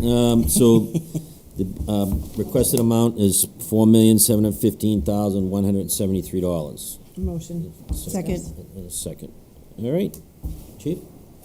On the salary side of a thing, most of the increases are due to the last contract and the contract increase. So not really a lot of any big on the salary side. The one thing that I would like to do with the board's permission is I would like to read a prepared statement about the part-time fire prevention position that we have, if that is okay with the board. Sure. How long is it? It was going to be a question, so. 8-10 hours. So. Sure, go ahead, Chief. And I apologize. So this comes from the heart, so it may be a little odd, but I'd like to pause and read a prepared statement to address why I have requested an increase in overtime for the part-time fire prevention position, why that increase has become necessary, and more importantly, why it is so critical we immediately reinstate this position to its former full-time status, and why that is so critical to the safety of the residents of the town of Hudson. I started in Hudson December 26, 2024. At the time of my appointment, there were 2 deputy chiefs, one charged with operations, one dedicated to fire prevention. Prior to my first day as the new fire chief, the second deputy announced his retirement. Initially, I was told it could replace the second deputy's position, but with significant budget issues on the horizon, the decision was made to drop to 1 deputy, creating additional responsibilities placed on Deputy Chief Harrington and myself. Losing the full-time fire prevention position is not the fault of any one person, board, committee. There's no blame to be passed around. We constantly have to do more with less and work within the confines of budgets. I'm grateful for the support of our town manager, the select board, and the finance committee who have supported the department with previous overtime requests in the part-time budget. However, the struggle we face in losing this most valued position should not be viewed as the problem itself, but rather as a symptom. It's a symptom of a far more dangerous and complex situation, one shaped by rapid growth, mounting societal pressures, public health challenges, and long-standing systematic issues that have gone unaddressed for far too long. Hudson has reached a critical point where we are unable to keep up and conduct fire prevention, code enforcement, and community risk reduction. Without a return to a fully staffed position focused on the responsibilities, public safety in our town is at serious risk, and that's a very serious risk. Obviously, the deputy and I try to juggle all of the responsibilities and get the job done. We just can't keep accomplishing this anymore. We're in trouble. Fire prevention is not optional. It's not a secondary responsibility. It's the work that prevents tragedies before they happen. Tragedies that have already occurred and will continue to occur if we don't fix this problem. Let's talk about some of the buildings in our town. Many are very old and pose significant fire risk. We have numerous manufacturing facilities that store hazardous materials. We have many 55-plus communities, home to residents with varying levels of mobility impairment. And then there's our beautiful downtown, the most beautiful downtown ever. Downtown is filled with majestic, historic buildings that are burdened with fire code violations and without intervention are dangerously vulnerable to fire. We have buildings in Hudson that are very similar in construction and use to that of the Gabriel House in Fall River, where a fatal fire claimed the lives of multiple residents. In that incident, the building owner failed to replace known recalled defective sprinkler heads. Recently, during a discussion with representatives from the insurance industry, we were told directly, and I quote, "I guarantee Hudson has buildings with the same sprinkler heads as the Gabriel House." That statement should concern everyone. Actually, that statement should scare everyone. How can we make sure our buildings are safe without the staffing that we need to do so? One such building located in Hudson recently had a sprinkler pipe break due to the extreme cold weather. 3 residents had to be evacuated from their apartments as water leaked through the ceilings into electrical outlets that caused significant damage to their personal belongings. While working to determine where the broken sprinkler pipe was, responders had to shut down the sprinkler system, leaving the building of approximately 100 residents without fire protection for over 40 hours.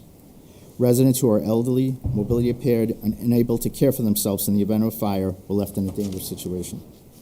Working with the building department and the electrical inspector, we discovered numerous safety issues that would cause a small fire to spread extremely fast and most certainly not allow escape from this old apartment building. Cardboard found in the ceiling that was stapled to the ceiling supports held insulation from former work done in the building that was not permitted. A shoddy and very dangerous attempt to insulate the building. The building owner will now be required to address this, but it will take time and numerous inspections to ensure the dangerous materials are replaced with code-compliant, non-combustible building products. Had we not responded to this building for a sprinkler break, we would have never known about this extremely flammable material in the ceiling, material that would have caused rapid fire spread if a fire were to occur. Another building downtown was inspected during the annual liquor license inspection process. In the basement of the building, directly next to the natural gas-fired hot water heater, was a gasoline-powered snowblower and 10 gallons of gasoline in plastic cans. Gasoline could be smelled through the basement. As you know, gasoline vapors are heavier than air. How the vapors from the gasoline did not further way down to the natural gas water heater and ignite is beyond me. I guess it's luck. We continue to be lucky. But someday, our luck is going to run out. We remained on site and demanded the building owner to remove the snowblower and gas immediately. The building owner stated that he had no other place to keep the snowblower and gas. Huge risk to our downtown and the public. We've not had the ability to go back to that building and make sure that that snowblower and gas has not been replaced in there. We just don't have the time. We just don't have the staff. While we caught the serious situation in the annual inspections required for the issuance of liquor licenses, we should have been in that building more. More inspections make buildings safer and prevent tragedies. How many extremely dangerous violations loom in buildings in Hudson? I don't know. It's impossible to conduct the inspections without the staff we need. In another instance, a very popular facility in Hudson had to be shut down for over a month, causing significant losses in profit. We worked with the building managers on issues such as water leaks from the roof leaking directly on high-voltage electrical components, exit doors with deadbolts locked, making escape impossible during a fire, sprinkler heads caked in grease due to their proximity of cooking appliances, smoke and heat detectors that were painted over, rendering them inoperable, combustible storage under stairway. It goes on and on and on. While building owners in Massachusetts are required to have their fire safety systems, their sprinkler systems and their fire alarm systems inspected and maintained manually, they're also required to make sure that their buildings are generally safe. Many owners neglect these. Building owners frequently fail to submit these safety inspection reports as required by the fire codes. Without these inspections from the building owners, we have no idea the stability of their systems, if their systems are working, if their systems have critical failures. Boots on the ground is the only way we confirm building owners are being code compliant. I'm almost done. You said a paragraph. I lied. Several. So many of our commercial properties have not been inspected in years. Inspecting buildings takes a lot of work, takes time, consistency, and staffing.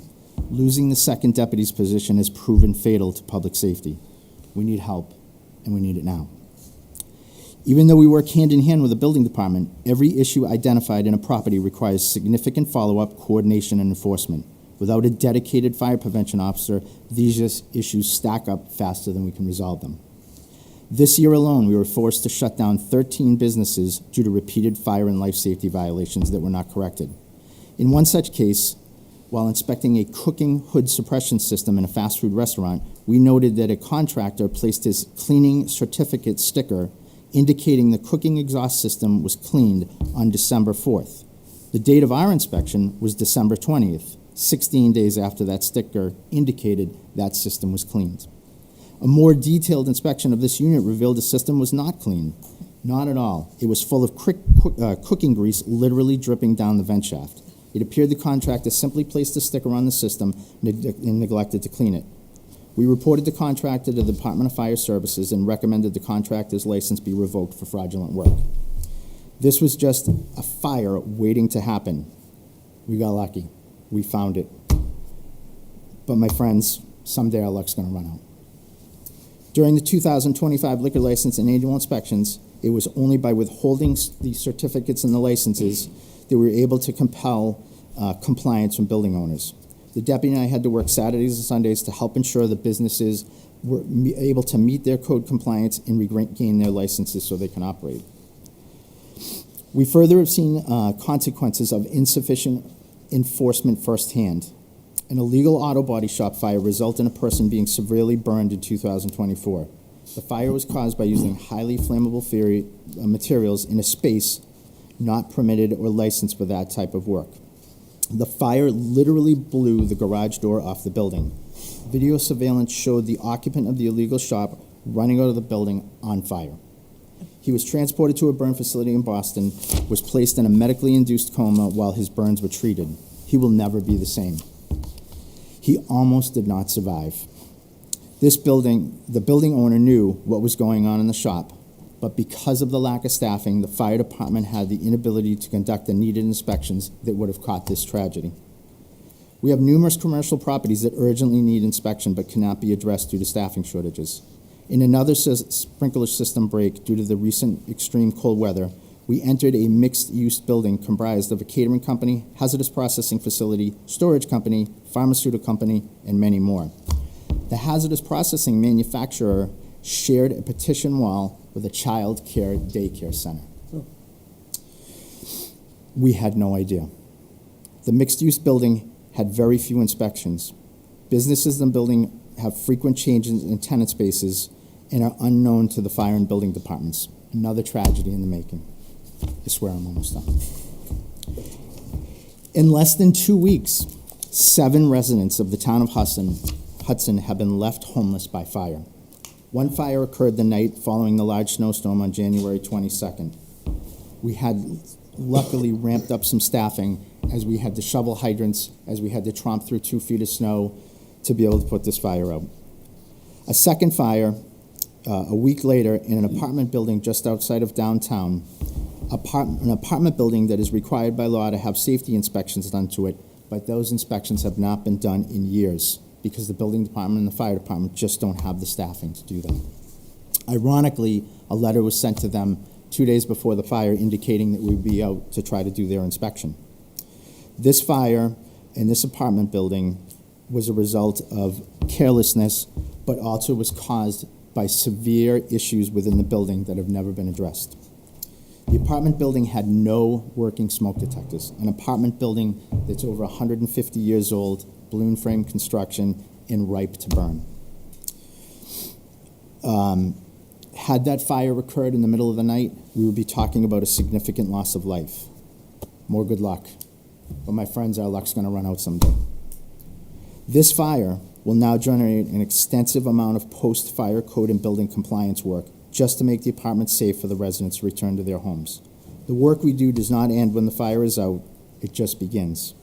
It requires dedicated fire prevention and code enforcement staff to see it through to make someone's home safe again. Let's talk about Main Street. Many of our buildings on Main Street have had little to no inspections unless a required building department triggered them. We are starting to conduct annual inspections in those apartments that are above the commercial spaces. And while the beginning process of that, it was discovered that many of the natural gas meters that are supposed to be on outsides of the buildings are inside of the buildings. This was a common practice many years ago. We need to get those gas meters outside of those buildings so in the event of a gas leak, we can shut them down. This is a truly emergent situation and needs to be corrected immediately. Members of the Select Board, last page. You will probably chuckle a bit by my next statement, but in reality, it's not funny. It's not a joke. In fact, it's downright scary. When someone in Hudson calls 911, a fire truck, ambulance, or a police car show up and fix the problem. I now, more than ever, have to dial 911. Even though I am 911, I'm dialing 911 and hoping the Select Board, the Finance Committee, and the residents of Hudson will answer that call. The Hudson Fire Department desperately needs your help so we can make Hudson safe and prevent tragedies. We need this part-time position refilled to its former full-time status. The reality is this. The Hudson Fire Department no longer has the capacity to adequately conduct inspections, enforce codes, educate the public, and keep up with the level of development in our town. Every day we face the complexity of an ever-changing world, a world we must keep up with in order to protect those who we serve. Members of the Select Board and the residents of the town, we are destined for a tragedy, and I want to be very clear, it's not a matter of time or a matter of if, but a matter of when a preventable tragedy occurs. Without restoring the fire prevention position to its full-time status, we are relying on overtime and overextended staff to protect our residents, businesses, and our most vulnerable populations. I respectfully urge the Select Board to look beyond the overtime line and recognize the bigger picture. We need this position restored before there is a tragedy, before we're standing here trying to explain of a tragedy. Fire prevention saves lives. Fire prevention prevents tragedies. Fire prevention saves tax dollar money, and the town of Hudson deserves nothing less. Thank you very much for letting me ramble on my one paragraph. So, in short, I'm here to ask you, even though it was not submitted in the budget request, that we somehow get this position back. We're in trouble, and we need your help, we need your wisdom, we need your guidance to get this position back so we can do these inspections. So, Mr. Gregory, do you want to comment? I asked Chief Desatel to give the Select Board an unvarnished opinion, and he did. Yep. And we talked about this, and I'm glad he did, in great detail. This was an agonizing decision for me to make last year, not to fill the position when the previous second deputy retired. And I own that. I own that decision, right? And I have to live with that because my job is to find a way to meet the demands of the community across all of these departments. And I don't have an answer for you. I don't have an answer for the chief. I don't have an answer for the Select Board. I can't fund it. I can't fund it in the budget. It's 140 plus 50,000 benefits. with the Benefits. the addition. There was some stipends involved. Right. I would love to find a way to get the chief and the department what they need. I don't have the ability to do that for fiscal 27. As we think about the potential for expanded tax base and new growth with the Intel project, that will be the platform, I think, to have conversations about how we're going to be able to potentially fund this position and others as well. So, but that's a little ways ahead.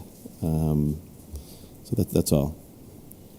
I was going to say with the Intel project, like when Highland Commons was built, could there be some type of agreement written up that position be funded, that they would have to do like the $1.46 per square, like the public safety assessment? It's a good question. I know that there will be some conversations around mitigation. I just don't know what those are going to look like. Could an agreement like that be crafted? Possibly. I think it would. I think my feeling is that the developer may want to fund mitigation and through a one-time contribution of some kind, so they can kind of do their thing and move on. But it's a good question. It's something I'll take a look at when we get into those conversations. So speaking of that, I mean, the planning board gets heavily involved in that, don't they? I mean, when it comes to mitigation discussions. Yeah, they will. Yeah, certainly. And, I guess what I'm suggesting is that maybe we just make sure that the chief's suggestion memo gets forwarded to anybody that has anything. I mean, we get it to Christina. She can distribute that, just so that they're made well aware that this, what the chief said. Absolutely. And so what will likely happen, my experience in these conversations is they generally originate at the staff level with Christina Johnson, her department, and me, and the chief, and the developer, and then a recommendation is then forwarded to the planning board for their deliberation and decision. So that's probably the sequence of events. Because, thinking about what they're proposing, right? I mean, there's a lot to it. Obviously, there's, lights and pollution and roads, and that you go on, but adding a facility of that size, even though, we had a facility there years ago, we've had an increase in the population too, okay? So having a building there like that, I think that not that police or other, DPW are gonna have to do their thing, but I think fire is instrumental. And, the chief hit on, when we think of fire, it's not just fires, right? I mean, there's a lot more to it, and we know, the ambulance and all that is kind of under that, but when you talk about all the inspections and everything else that needs to be done, and I think that's that's really top of the list stuff when it comes to that whole facility up there. So, okay, any other? I just have one. Oh, go ahead. I'll defer to you. Go right ahead. Through you, Mr. Chair, I just had one question on the line item that was part-time fire prevention. So is that right now, like basically the overtime that? That fire covers the prevention? overtime for the lieutenants who work. Okay, that was my question. All right, thank you. So he's going to be able to go from 1.5 days to 2 days a week with this, with your approval. And he would work around his shift schedule those 2 days? Okay, very good. Thank you. Sure. Mr. Chairman, first a question, then a comment. Have we drained every penny from the Highland Commons fund? So, and perhaps the chief was going to get there in his presentation, but I can address it now. I'm recommending, as I mentioned, I think when I first filed my budget with the board, a new patrol officer and a new firefighter, which would spend most of the Highland Commons funding. There's a little bit left over. I'm leaving a little bit there by design because I don't want to maximize that right now, because eventually we'll be receiving an assessment from Neshoba Valley for our participation in that regional dispatch district. So I want to leave some room in there, thinking ahead to when that will come. I don't have the budget with me right now, but those are my thoughts around. Follow-up question. How much did you budget for a firefighter? Well, I used the step 1 rate of pay, and I added the 6% wage premium for EMT certification, which is a condition of employment, and then I added a placeholder amount for overtime, 12 or 15,000. And for the police officer, the step 1 rate of pay with a 10% Quinn benefit added in, and also an additional amount for overtime, so that all of that can get funded, salary and potential overtime, with the offset receipts, and not press on the overtime expenses in the budget. Yeah, so how much just for the firefighter? Was it 70, 80,000? It was about 84, I believe. 84,000. 80 and 50 plus is pretty much where you need to be, right? It's a little short. And I'm not asking you to say no to the firefighter, but can we reallocate that towards this position? Like, what is more critical to you at this moment? So I would strongly, I would not, that's not what I want to do. We need the firefighter. I was going to create another long speech for you about the firefighter side of it, but No. Thank you. But in short, when you look at the fact that we staff at 7, 8 is our full staffing. We drop to 7. About 70% of the time, we're running at the 7 persons on the shift. What that means is, as we staff a lieutenant and 2 firefighters at Station 1, a lieutenant and 2 firefighters at headquarters, there's 1 firefighter 70% of the time driving the biggest truck we have to calls. When you look at over the last 3 years, the increase in our call volume, the increase in our concurrent call volume, meaning when we have multiple calls at the same time, that number continues to rise. So we're having a high percentage of time that 1 firefighter is responding to that 3rd call by himself. I don't know what 1 firefighter can do in a truck by themselves, but that's happening more and more. And to compound that is the big developments that are going on this end of town. I'm sorry, on the east end of town. The 80-plus lot subdivisions, the large houses, Bruin Road, it's just going to get worse and worse. I would not want to compromise I'll work midnights if I have to before I take a firefighter's position. Okay. And I just want to say, Mr. Chairman, you make a very extraordinarily compelling case. So you've sold me on the need for that position. The question is, how do we fund it? I wish that this had been one of the items actually on the override. It would not have won by 136 votes, maybe 137, I don't know. But it would have been more simple, I think, to pass. So I'd like just to take more, and I want the board to understand that, as I said, this comes from the heart. Yeah. And I understand, there are a lot of the town departments need things. Right. But as things are changing, as things are happening, this becomes more and more and more critical. And this position, preventing a fire can actually save us money. The 2 fires we had within the last 2 weeks cost a significant amount of money in overtime. And then the follow-up inspection that we have to do, coupled with all the other responsibilities, what it boils down to is that we're not getting into the buildings, we're not doing the inspections, something's going to happen someday. I was hoping that the board could somehow use their magic powers and find some money to fund this position in this year's budget. I don't want to take away from others, but there's, you're the professionals, you're the people that run this town, you're the people that, that can make this happen. So I was hoping that somehow we could get this done. Thanks, Chief. Thank you. Through you, Mr. Chair. So for the DPW, when they had the water services, we enabled them to enact a fee. Can we do fees, fines, something for businesses in order to get permits so it can be a self-funded position? Because based on what I'm finding online is a lot of these are fee-for-service roles. Fees and fines generally are general fund revenue, general fund receipts that come into the hopper, so to speak, right? The bucket of revenue. I'd have to learn more about what kind of models are out there that you're describing.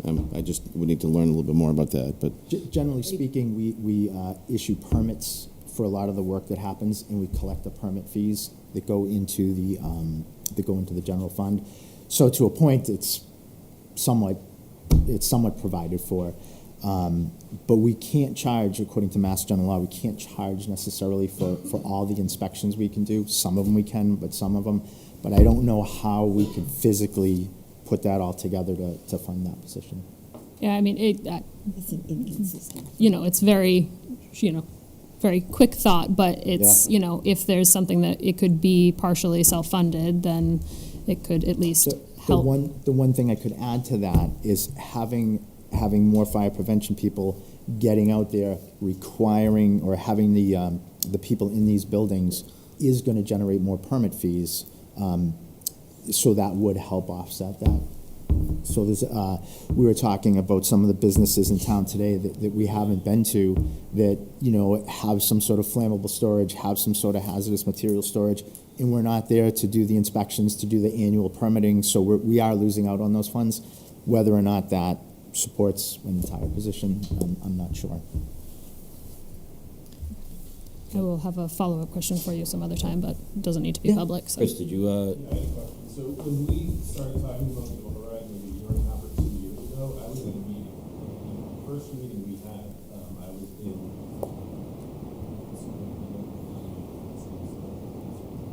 We specifically asked for police, fire, and recreation, or some combination thereof, but we specifically talked about fire because it's been well known that the fire department's budget needs to be increased to cover staffing. So that was my question of what Steve asked, is we specifically talked about this to include fire in the override 2 years ago when we started talking about the number. Why wasn't it included? If this, the statement that the chief just read is frightening for the town. It should have been included in the override to fund that position. Yeah. To be honest, Mr. Chair, I don't really recall that particular request being made. I was in the meeting, It was in the meeting at Town Hall, it was on the third floor. I recall another meeting that was held at the school administration building that we were in. That was never mentioned at the school administration building, I can tell you that, you know how I feel about This was long that. before the meeting of the administration building. This was when we were crafting a number to present to the town for an override. The school department specifically asked to address the needs of recreation, fire, and police to make sure that it was kind of a unified presentation to take care of all departments. Was that through you, Mr. Chair, was that was it minutes for that meeting, or was this an informal meeting that we don't know? It was not a public meeting. There was not a majority of the board in the meeting. So, no telling, not knowing. Sir? I do have an unrelated question, that's something you haven't talked about tonight, and that is, but I know it's near and dear to your heart, and that's ambulance service. We recently got a letter from a town resident complaining about the quality of the service. I know you're concerned about the physical presence of ambulances in the town at all times. Where do we stand on that? I know there's some study that's being done, and what are your thoughts about the general quality? So the study is roughly halfway done. We had a basic update recently of where they are with the study. I guess I can't fully answer the question until the study's complete. We do have scheduled a meeting, a select board meeting, where they'll present the study. What I can tell you is that we are dangerously low on ambulances. We don't have enough ambulances to go around. We've had a shared contract for 20, 30 years with our neighbors of Marlboro. And way back when, I think our system worked well. But with the growth, with the changes in healthcare, with the lack of EMTs and paramedics that are coming into the job, it's just we are constantly sending our ambulance out of town. We are out of town now, actually, with the yeah. I don't know if everybody's aware, Marlboro Hospital is down and out, so now our ambulance is going even further out of town. We got longer wait times, and sorry, I didn't mean to. Oh no, that's I do have some staggering data, as I am a data geek and would like to present that to you at the time of the study. Okay. But basically speaking, at nighttime and on Sundays, there's one ambulance serving a community of approximately 25,000 people. Last year, it was over 600 times that there was no ambulance in our town because it was doing calls in other communities. So obviously there's a reciprocal with the ambulances coming back and forth, but when you look at the response times for an ambulance to go from Marlboro or a fire department ambulance to come in from another community, we're looking of upwards of 11 to 12 minutes response time to get a neighboring ambulance come into our town. And again, going back to the Intel project, going back to all the increases on the east end of town, it's just not enough. It's just we need to address that, and we need to grow. Thanks, Chief. Okay. Would the board like to hear a brief update on the tower replacement? Sure. In which, just where we are with that? Yeah. Yep. Yeah. So we are requesting the money that was funded at the previous town meeting to make the first initial payment on the new tower ladder that we ordered, plus the first lease payment. It's such an expensive vehicle. We opted to finance some of that money, we opted to pay for the initial deposit out of free cash, and then over a 5-year period, 4 or 5 years? That's still being determined. Yeah. It might be 6. We're looking to finance that with the option of, depending on how free cash is, hopefully pay it off early. But we saw a picture the other day of the cab starting to be built, so it's hopefully won't be much longer. Yeah, and the board will recall that a town meeting authorized a borrowing authorization to get us the ability to sign the contract and place the order, so we wouldn't lose time in assembly. Right, yeah. So that was that might have been November of I'm forgetting off the top of my head, maybe last May.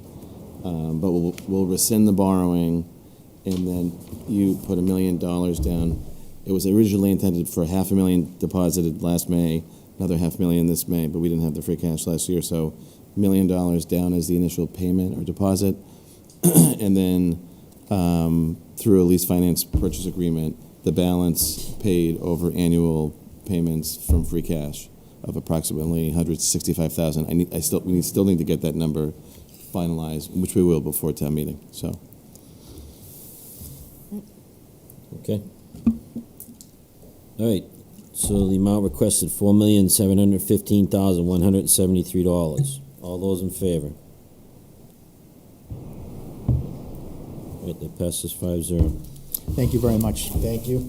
Deputy, thank you. Thank you. Thank you. Police Department.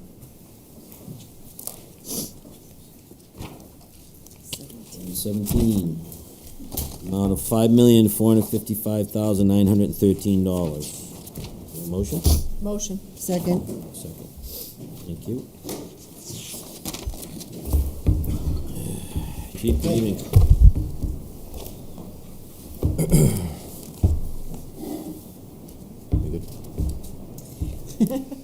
I get mine really fast on the computer.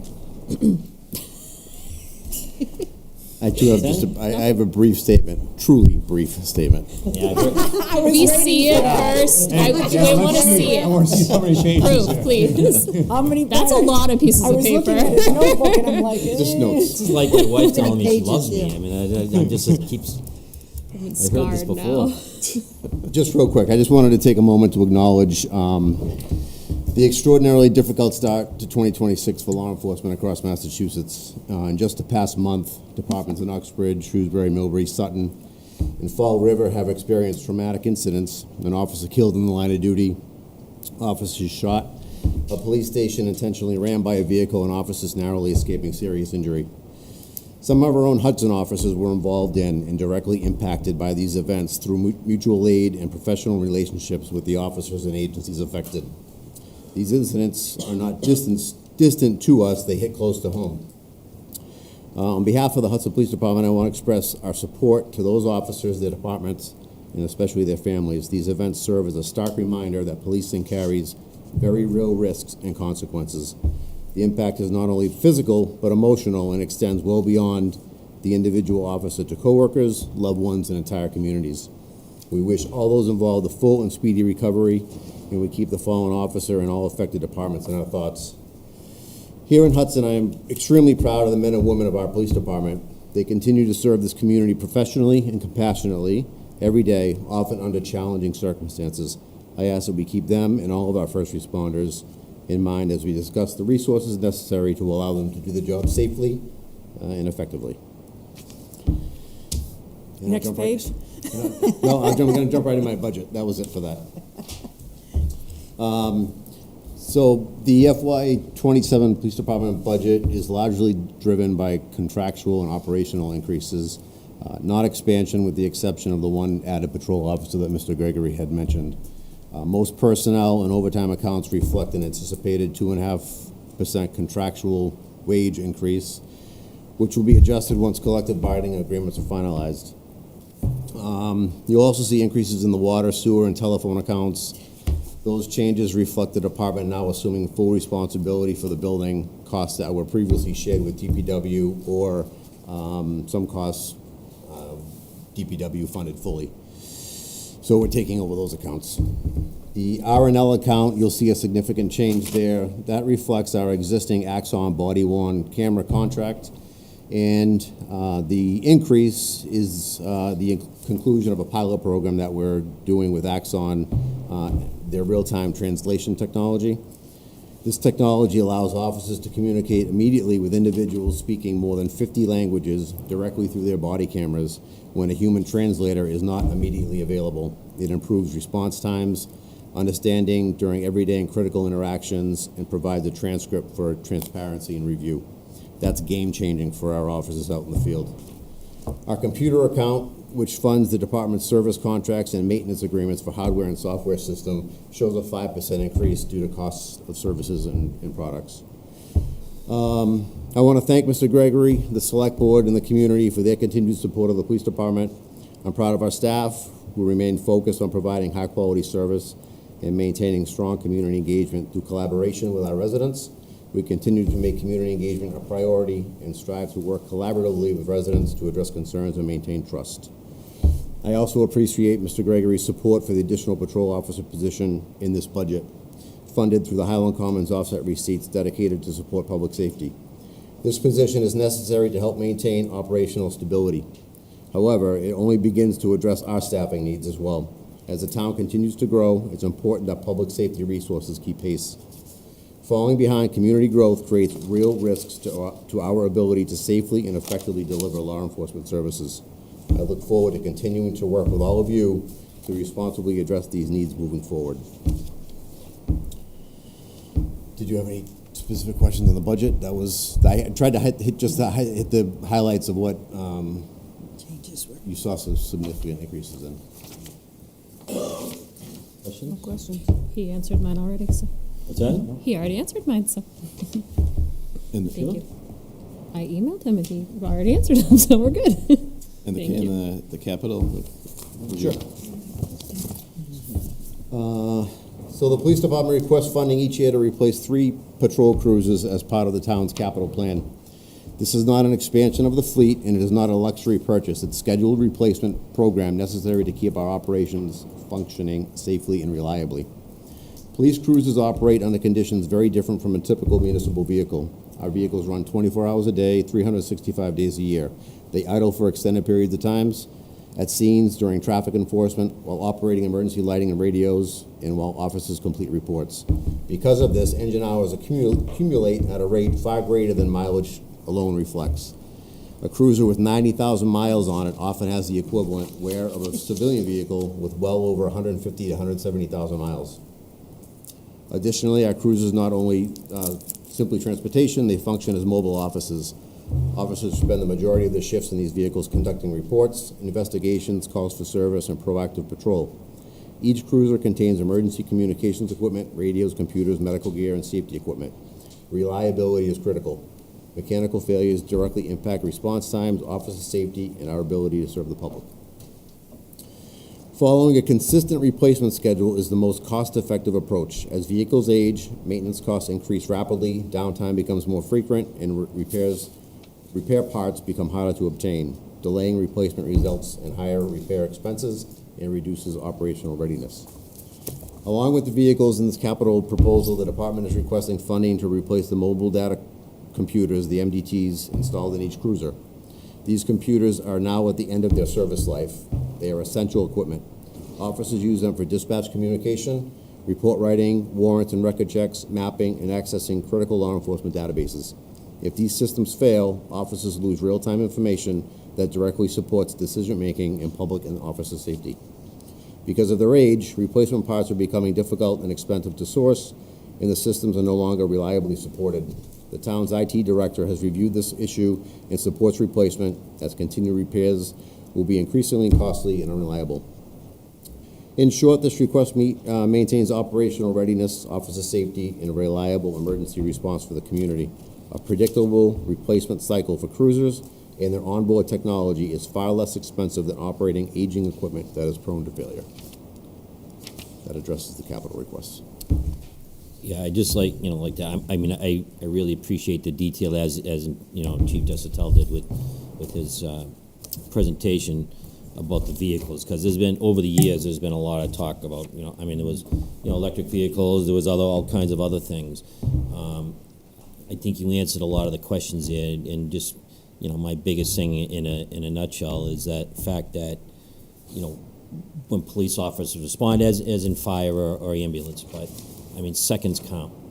And if we have vehicles that aren't, like you said, up to snuff all the time, that could be in jeopardy, and nobody wants to see that. So being proactive on the maintenance and the replacement, I think it's imperative, absolutely imperative to the response times, the safety of the officers, safety of the public also, when they're responding at high speed and whatever they have to do. So, absolutely. Yeah. So thank you for that. Okay. Any questions, any more questions for the chief?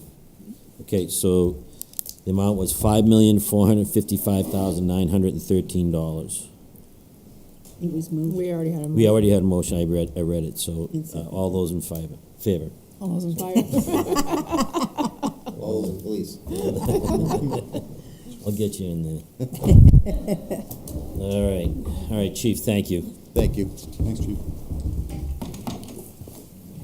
All right, yep.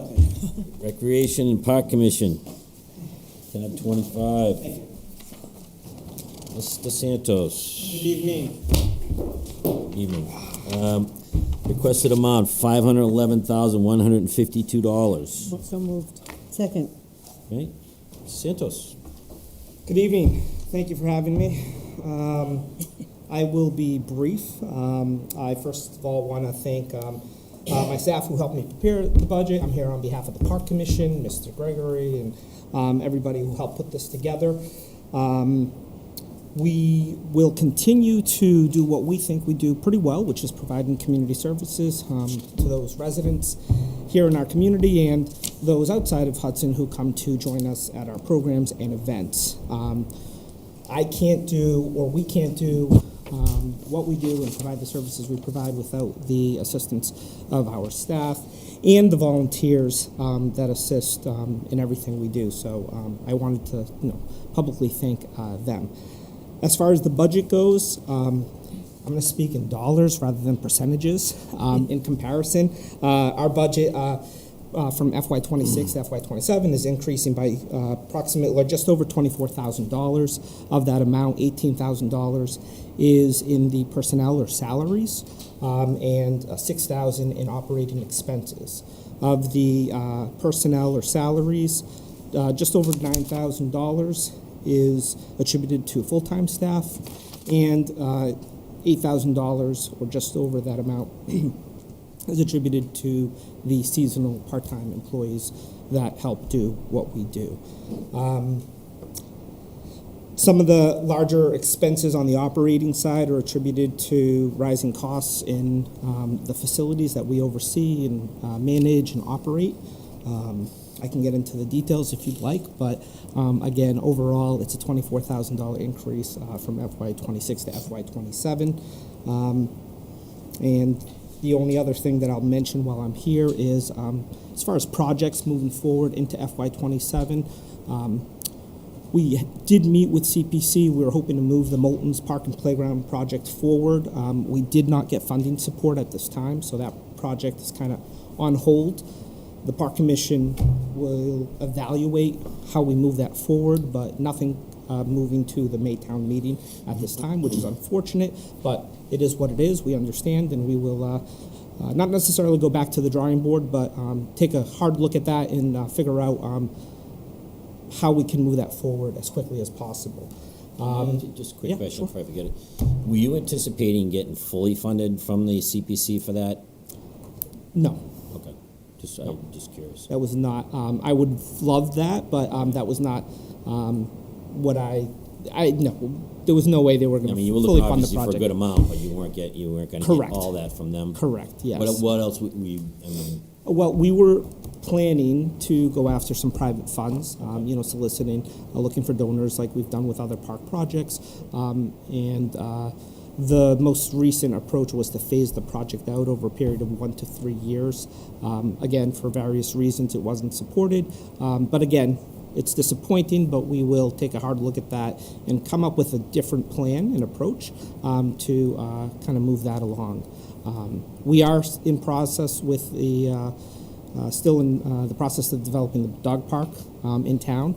That is still slated to come online late spring, early summer. So we're looking forward to that. I'll let you all know so you can come down with your furry friends and join us for some sort of grand opening event. As far as capital, I'm looking at Mr. Gregory. Capital, you want me to dive into that? We had submitted 4 capital plan requests for FY27. One of the 4 was approved. I appreciate the support for that, and that is $93,000, and that is to resurface, crack seal, and put down a membrane at the Riverside tennis courts that are heavily used for tennis, pickleball, essentially almost year-round. So it's something that we did in 2018. So we are once again going through that process to make sure the courts are safe, playable. They're used by the high school athletic programs as well. And it's something that I think, being in New England, we're going to have to do potentially every 8 to 10 years, depending on the weather. And just for a cost comparison, if we were to rip those courts out, install all new courts, we'd be looking at probably $400,000 plus. So that is my one capital request. I appreciate the support and recommendation for it to be funded. And just as a point, a clarification, this is a request that Mr. Santos had presented last year. It was just deferred because of the funding situation. Yeah, so. 2 years ago. For 2 years. Yeah, it was originally presented 2 years ago, didn't get funded. Last year was not funded due to free cash situation, and now we're finally funded. Yeah, so with that, I'll answer any questions you may have. Questions from the board? No? Okay. So again, the amount requested was $511,150. All those in favor? Okay, that passes 5-0. All right, thanks, Steve. All right, Public Works, tab 20. $4,405,253. Motion? Motion. Second. Thank you. Thank you, everybody. Hi. Thank you, everybody, for having me here. I definitely don't have an elaborate presentation like the police did, but I'm going to do the best I can. You haven't worked it up in the 3 weeks that you've been in. I know, 3 weeks. I do want to start off pointing to the latest revision packet that we submitted on Wednesday. There has been some adjustments, and I can definitely start off speaking about those changes. There is a negative 30,561 change from the DPW admin personnel. I don't know if you have the same packet that I'm looking at. Yes. So we do have some recent staff changes in the admin section.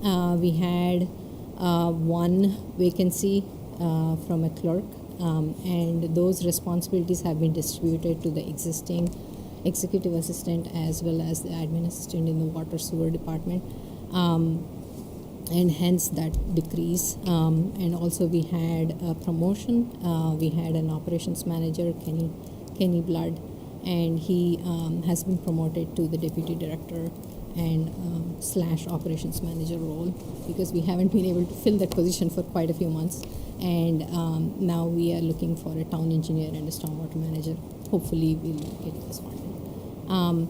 And there's one more change, which is the parks personnel. There is a negative 59,661. This is because the schools have stepped in to fund for that position. Currently it's vacant, so we hope to fill that. And hence those two changes. For the sewer enterprise expense, there is an increase in $335,015. This is because as of Jan 12th, when the original budget sheets went out, we had an estimation in the principal for the debt borrowing as well as the interest payment. And once we got the amortization schedule, those numbers did not match up, and hence why the change. And I can talk a little bit about the operations budget, unless we have any questions up to now. Okay.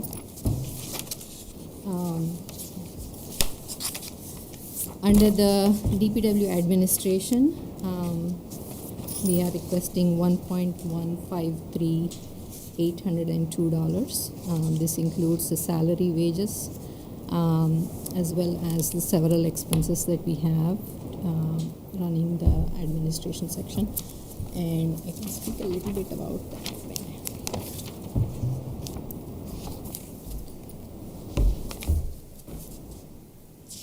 So the Public Works Administration, as you all know, is responsible for the day-to-day supervision of the department. It establishes guidelines consistent with the policy of the town, working within the statutes of the general law and the town bylaws. The staff, in reference to payroll, bills payable, reports to the treasurer, and maintenance billing, performs various functions for services rendered. The quarterly water and sewer billing and septic charges are prepared along with the reviews for abatements and overcharges. This administration division also includes an engineering division, and all staff members are assigned duties in response to town committees such as internal traffic, hazardous waste management, emergency management, master plan, and safety. Besides the regular wages, we've also included the longevity, sick leave, buyback, seasonal wage, fuel, oil, general electricity. All of those costs are included in the budget summary for that section. Through you, Mr. Chair. Lauren? In regards to, I'm assuming you're moving past this one. In regards to the increase in the electricity, I'm assuming that's due to the new building? Yes. $10,000 increase? That is for the new building, but also here.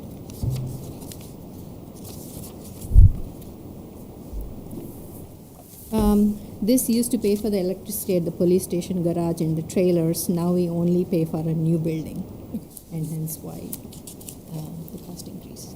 Thank you. I have kind of highlighted within the DPW admin budget summary any increases or decreases. I have like both. Significant increases. R&M equipment, for example, the subscription costs for printers and communications, Comcast, QuickBooks subscription costs. These are the contributing factors for the increase in the request of that line item. Besides that, everything else is fairly nominal increase. Moving on to Parks, Cemetery, and Forestry. She's moving into the side. Can we just go through all of them? What are we doing?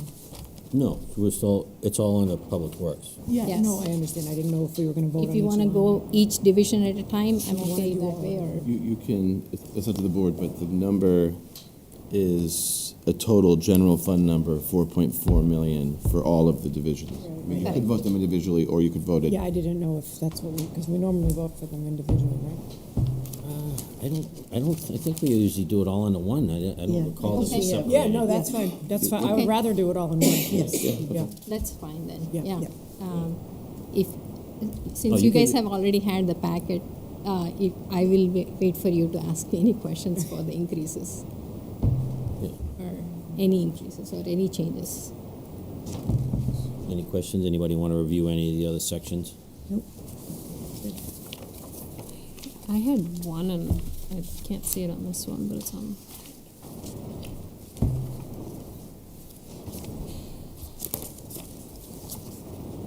Just don't see.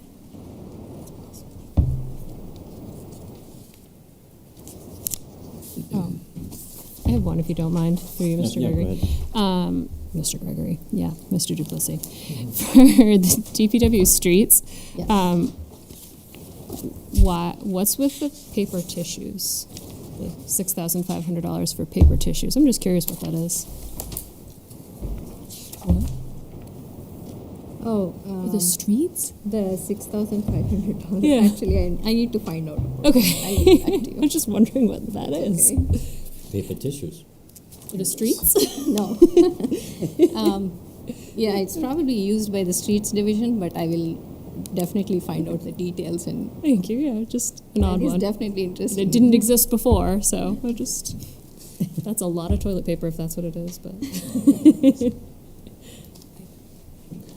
Thank you. Any other questions? Baby tissues. We're doing the enterprise thing separately, correct? Correct. Right. All right, so all those in favor, 4,405,253. That passes 5-0. Okay, next is water enterprise, 4,816,528. Motion. Second. Okay, water enterprise.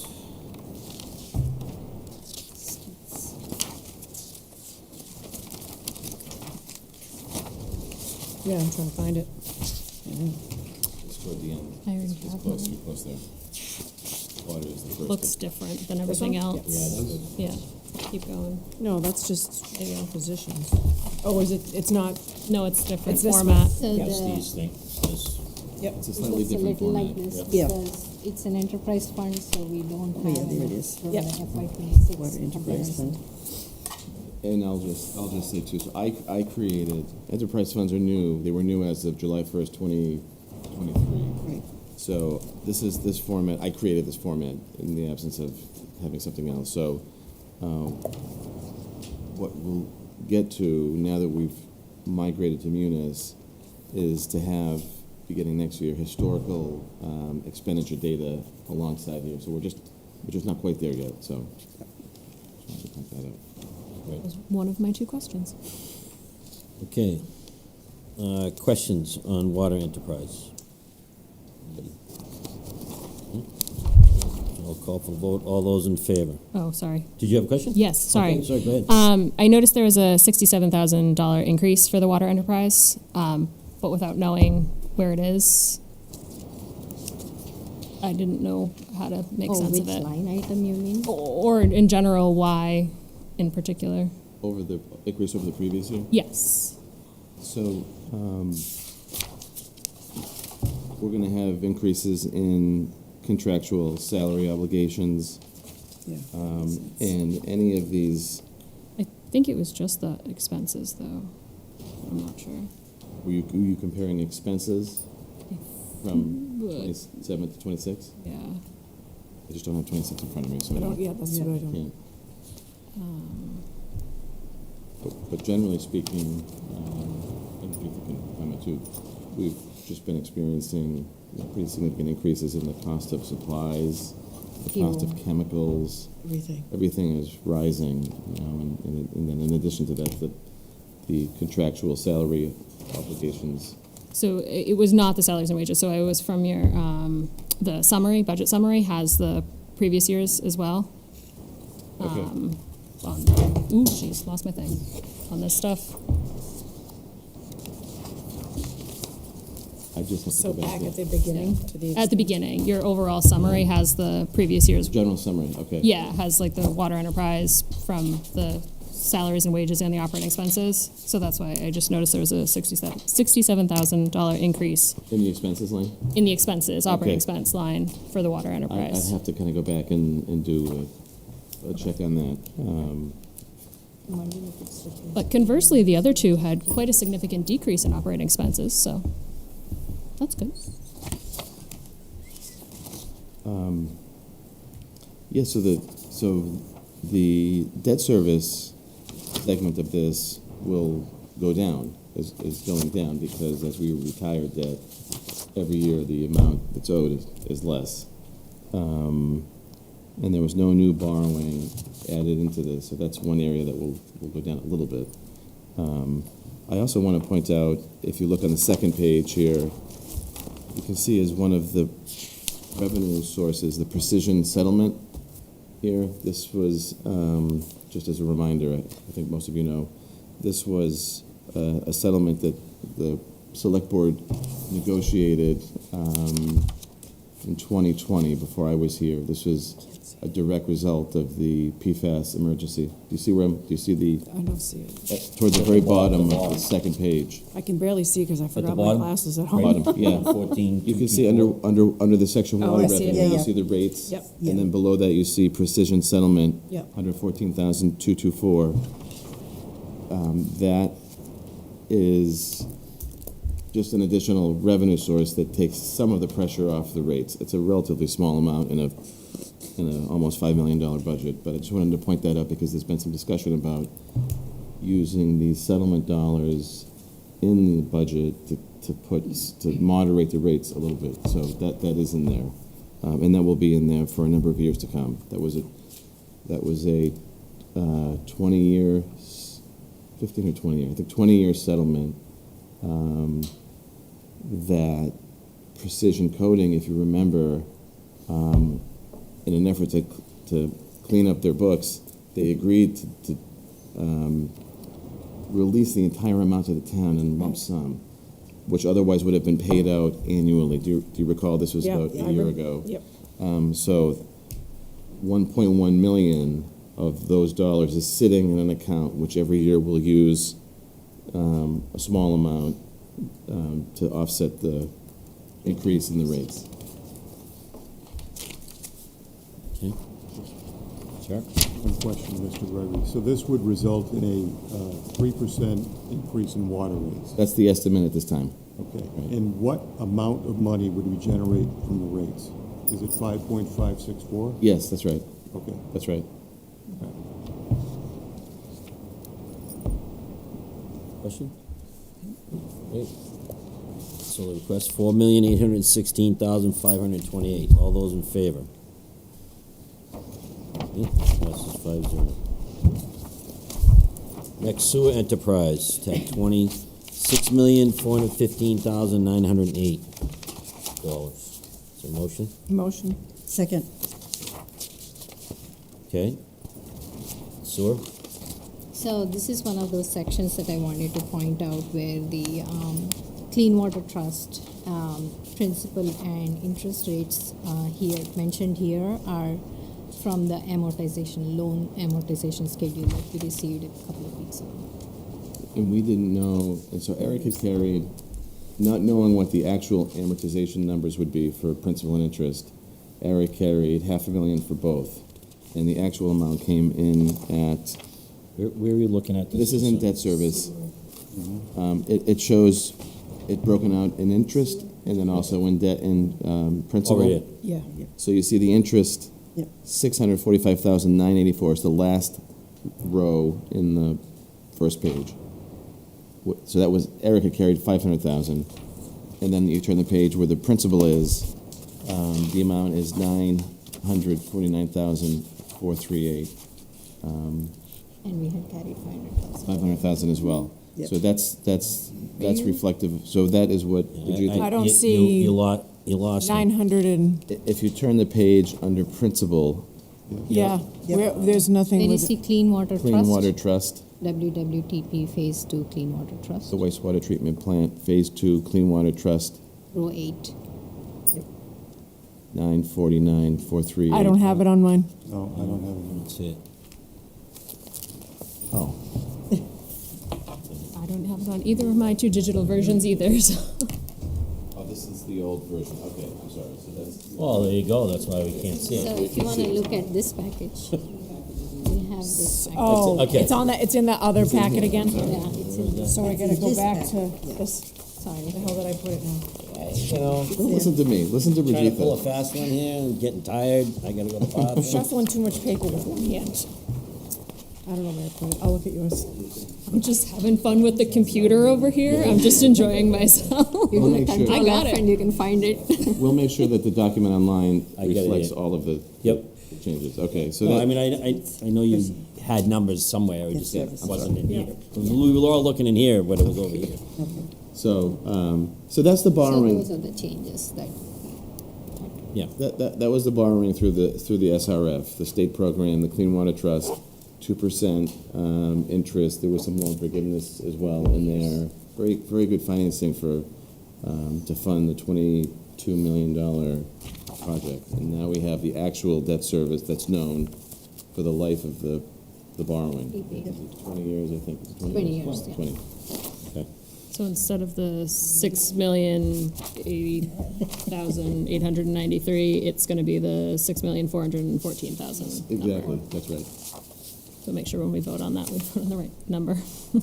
And the projected rate increase at this time is 5% over 26. So the number we have in the budget here is correct, the 6,415,908. Yes, on the right? agenda, that's the Yeah, correct number. okay. Yep. Any more questions? All right, I'll call for a vote. All those in favor? That passes 5-0. And lastly is Stormwater Enterprise, still tab 20, $1,025,896. Motion? Motion.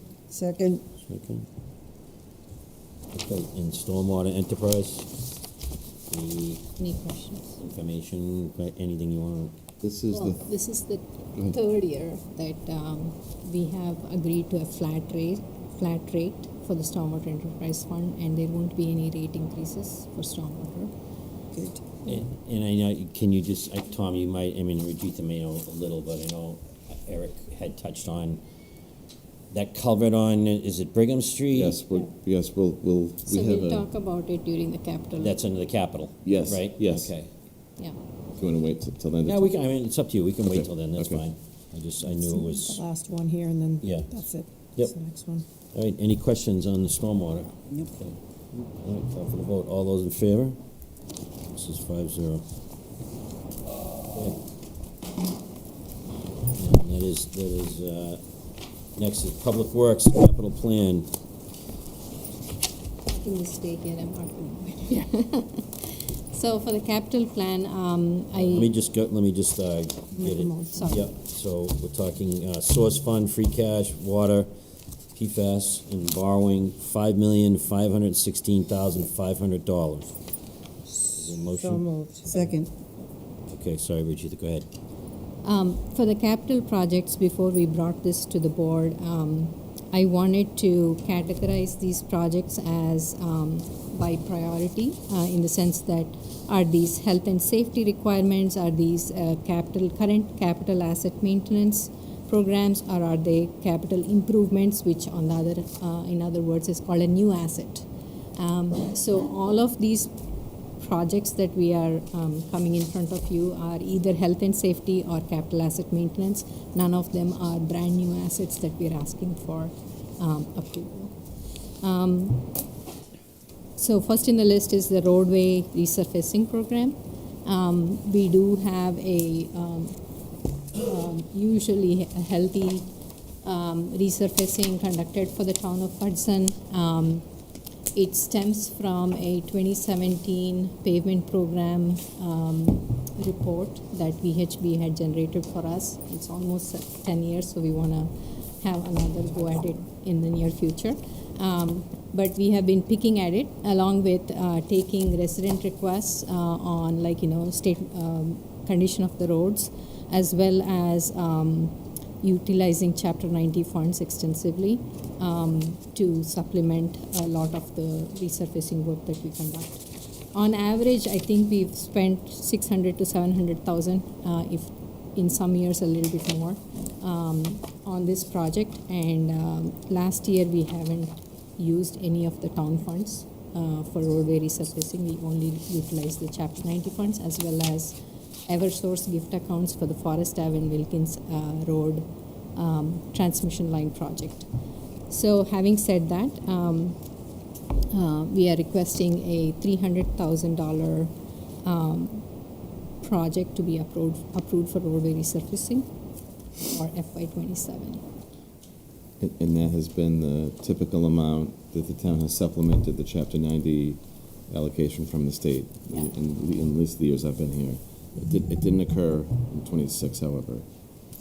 So we want to get back into this same schedule. Yeah, I mean, I will say, even though, obviously where we live, the environment and everything is just destructive to roads, bridges, everything else, but, and we still have more to go, but in the past, let's just say 5 to 10 years, I've never seen so many roads get repaved and fixed in this town. So it's that money's being used judiciously and for the right thing. So, and I think that, I know that survey was a big help to identify which roads really needed that. I mean, pretty much all of our main roads got done, and some of them I look at them and I'm like, well, they just did that a couple of years ago. It was like 10, and I mean, they come up so fast, right? Yeah. Right. The traffic when you're talking Main Street and other roads like that, it's just the wear and tear. So it's been a good venture over the past few years, and appreciate that.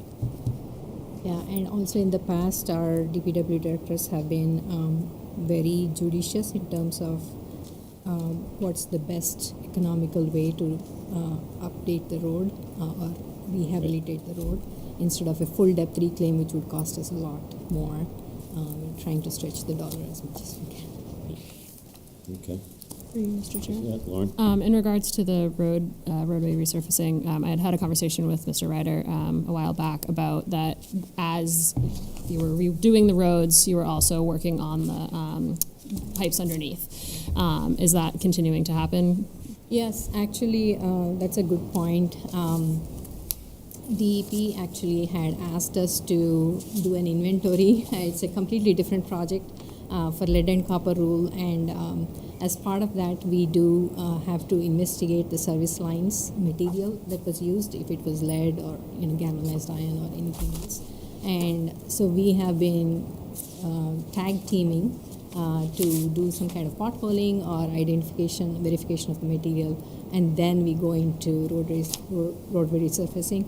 Also, we work with Eversource, just so that if they have any trenching planned for laying out gas lines, we either have them postpone or have them go before our resurfacing project. So we kind of tag team and make sure we are sticking with a 5-year road moratorium where no one will dig a trench on a newly paved road. That's awesome. Thank you so much. Sure. Okay. Any other questions in regards to the capital for the budget? Okay. Mr. Shark went to the bathroom. I can kill him, because I probably have to go worse than him, but he could just go. Well, just going down the list here, so we talked about, or Mr. Berger talked about this is the $50,000 request to For the town halls. for the fire fire escape. escape. That's in the DPWs. That's in there. Okay. Yes. Yeah.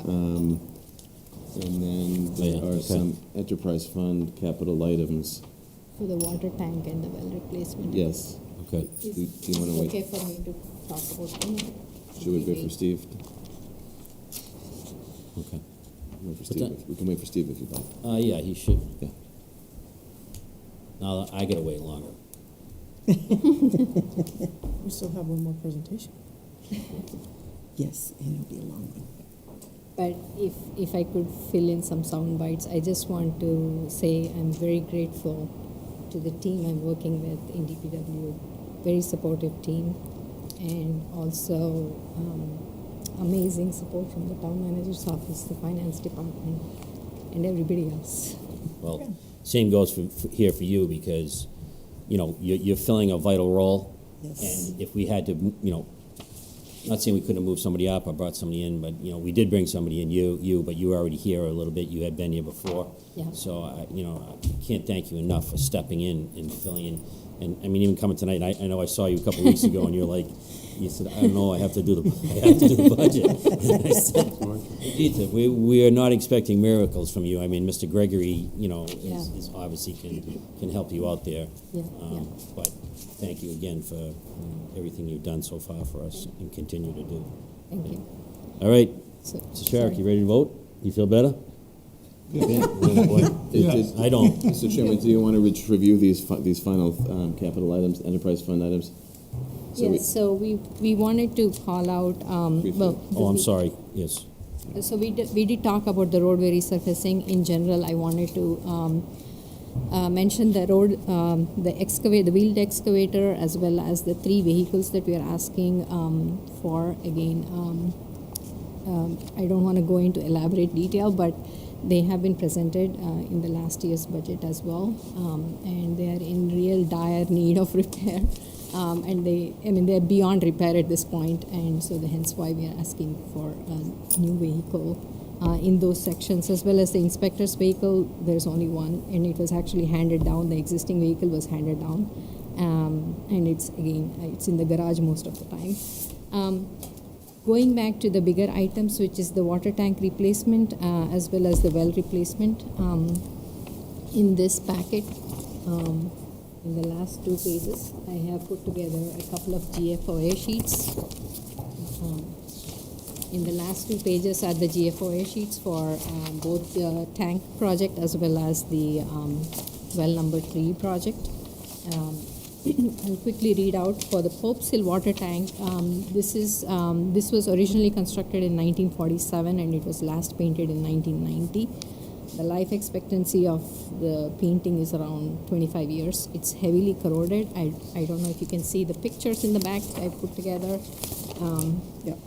And this is a big tank, and it is going to, if it is decommissioned, it will impact almost 15% of the population with lower water pressure, and it's a critical piece of, it's a very critical asset to maintain and keep up with the DEP's compliance.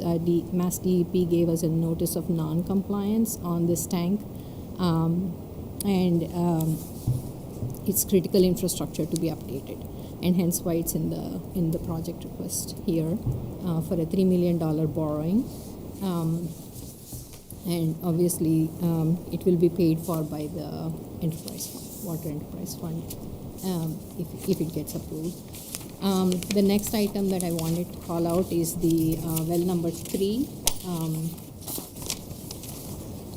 So we currently have 5 wells, and Chestnut well number 3 was originally constructed in 1996, and it is one of the 5 gravel pack wells. The reason this well was taken offline in late 2024 due to sand getting repeatedly damaging the pumping equipment and the lack of the capacity. So again, a design and installment of a replacement well will cost us around $1.6 million. However, for the funding, Mr. Gregory and I, we were looking through some PFAS and DuPont settlements that we currently have. We were wanting to request transfer of those funds to accomplish this project. Again, both of these projects are in the health and safety category of my capital projects, and hence why I specifically put together the GFOA sheets for these two. And the other capital project is not shown as a capital project because the line item resides within the Stormwater Enterprise Fund budget is the Park Street culvert. Yeah, the Park Street culvert. That's the culvert. You all remember the Brigham Street culvert. This was a significant project. I think that was a 38 inch 36-inch diameter, and we changed it to the 48. 48, okay.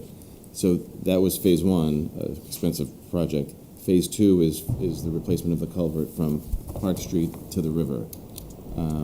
We have in the Stormwater Enterprise Fund budget $176,000, and there's to go toward this project, and we have about $550,000 in money left over from phase 1. From the Brigham Street culvert. So the combined amount will allow the town to get the design and potentially permitting done. And we would plan to go to town meeting in November to borrow for the construction. We'll know, and because this is a $1.2 million project, so we're handling it incrementally here. Get the design and permitting done in the spring, summer, come back to town meeting in November with the borrowing authorization request. This is about a 350 linear feet pipeline that goes under Park Street through an easement of one of the private properties and through in wetlands and then the Assabet River. And due to erosion from when the Brigham Street culvert failed, that pipe has pretty much been clogged and there's very little flow coming through, and any big rainstorm or rain event could potentially have another disaster event. So we're trying to preemptively address this as fast as we can. Okay. Thank you. Any other questions? Sure. Just on one of the sheets I see here, it says the department request was $800,000 for the well replacement. You have a budget of 1.657. Yeah, so that's a good question. So Eric Ryder had used as an estimate from a previous well replacement. Expenses. Okay, so just a better estimate. So we have a very refined estimate from the engineer, so we know exactly what it is. So. Okay, any other questions? All right. All those in favor, $5,516,500. Passes 5-0. Okay. You good? Good. Public Works? Good. Fire? Thank you so much. Thank you. And Lauren, I will send an email back you. about the See how questions. easy that was? Thank you very much. Thank you. Now I can go have dinner. It's overrated. Have a good night. Thank you. Well, we didn't vote on Oh, okay. it. She described So we should have done that while they were here, Well. right, everybody?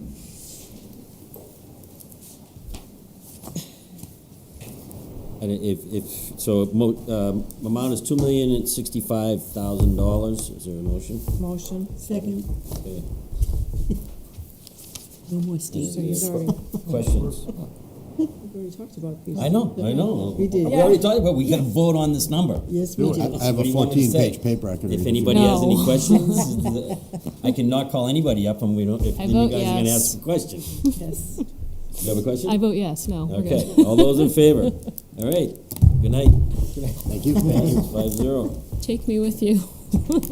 Next, Health Services, $450,000. So moved. This was, just as a reminder, this was a cost identified for the landfill cap repairs at the Gates Pond landfill, identified by the consultant Ty and Bond. So, Is there a second? Second. Okay. Don't have any Health Services here, so all those in favor? Passes 5-0. Information Technology, this is a Microsoft Office 365 upgrade. okay? So moved. Second. 40,964. Well, we're not supposed to talk about it, right? Before I we, get- before we I make a get motion, beat up we if only discuss. if I try to move things around and change them. I get, and then you guys. 43,964. There was a motion and a second, I Yes, believe. yes. Same two. All those in favor? Passes 5-0. All right, Town Clerk. This is. Yep. I'm sorry. No, you go right ahead. Have at it. This is Ms. Wardell's request that the basement in Town Hall needs some serious attention around records, storage, and retention. So this is a start to trying to digitize some documents, find a better location to house some of them. So this is going to be a kind of a multi-year project over some time. So this is a start in that direction. Okay, $5,000. There's a motion and a second. Motion second. There we go. All those in favor? Passes 5-0. Police, $345,000. So moved. Second. Questions or comments? Actually, Chief's I right have there. a few. All those in favor? Passes 5-0. Recreation, $93,000. So moved. Second. Questions or comments? He's not here, so all those in favor? Passes 5-0. It's not funny, but we are spending a lot of I money. know, we are spending a lot of money. All right, school.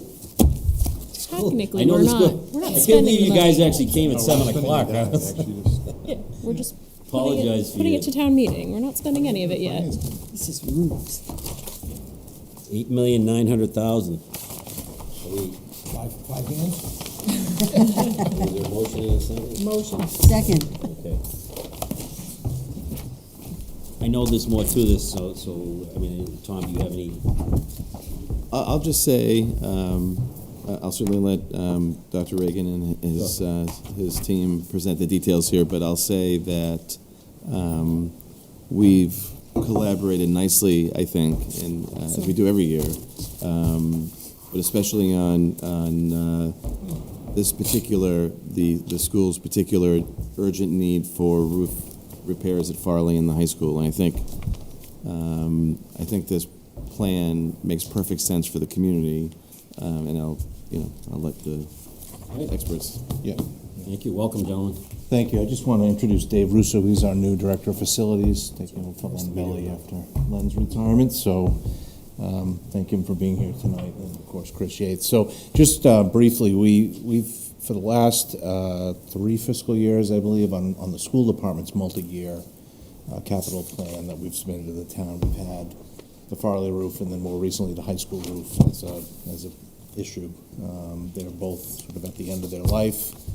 And in a conversation about a month ago with Tom, Dan Gale, and I, and Dave, we talked about the fact that this is feeling like it's escalating because we recently had a drone do an assessment of the roof using infrared scanning technology. And what they've determined is that the Farley roof, to take them one at a time, is actually a candidate for a refurbishment, which we could do for $1 million versus something north of close to $2.5 million for a replacement. A refurbishment would get us a 20-year warranty on the roof. We've gotten just about over 20 years on that roof now, but we're starting to see water infiltration, moisture, and we know what happens after that once the roof fails in a school. And we had a similar study done at the high school showing that sections of the high school roof were also qualified for a refurbishment as opposed to a replacement. So with that information, we had a conversation with Tom about, obviously with each passing year, we potentially lose the opportunity to refurbish, and we get to the position we have to replace. And that had us have the conversation about bundling these two projects together and potentially considering them through the lens of a debt exclusion. I don't know if there's any scenario where a roof gets replaced using free cash at a town meeting allocation. It might be difficult. That's an important point too. I'd like to emphasize that the scale of these expenses eclipses the ability to make a dent with free cash. It's just we'd be chipping away at it for a period of time, given the demands that are needed, the demands across all the other departments. We were thinking about the high school roof all along as needing to be a multi-year phase because we just knew there wasn't going to be a way, unless we went this route, with a debt exclusion to try and get that entirety of that high school roof replaced. But this opportunity lets us do that. The high school is now 22, 23 years old. We've had sections of it already covered over with new coating, but there are some sections that are able to be refurbished. At the high school, we're seeing some water infiltration in and around the area of our, wish the chief was still here, but it's leaking in the area where we have our main electrical coming into the high school. So it concerns us. As you know, we've taken good care of the buildings, the facilities department, the town providing us with funding at town meeting year after year to do things like windows and roofs. We did a roof at Mulready a few years back, replacing heating, air conditioning. All of our buildings have new boilers, so we've worked really hard to maintain those facilities. A roof is something that is so expensive but so critical, and if we start to get significant water infiltration, we're afraid of the additional damage that will be done inside the building. So the document that you have is what was shared with the school committee. I won't go through that. I'll just look and answer any questions that you might have. Can I just add, I didn't look through it. Sure. Essentially what he's, Yeah. Very, I was going through it, I'm like, this is exactly Just what out he of curiosity, I'm sure the gym must have a different roof than the rest of the school. It does. The gym Is there a problem with the gym roof, or is that okay? There isn't.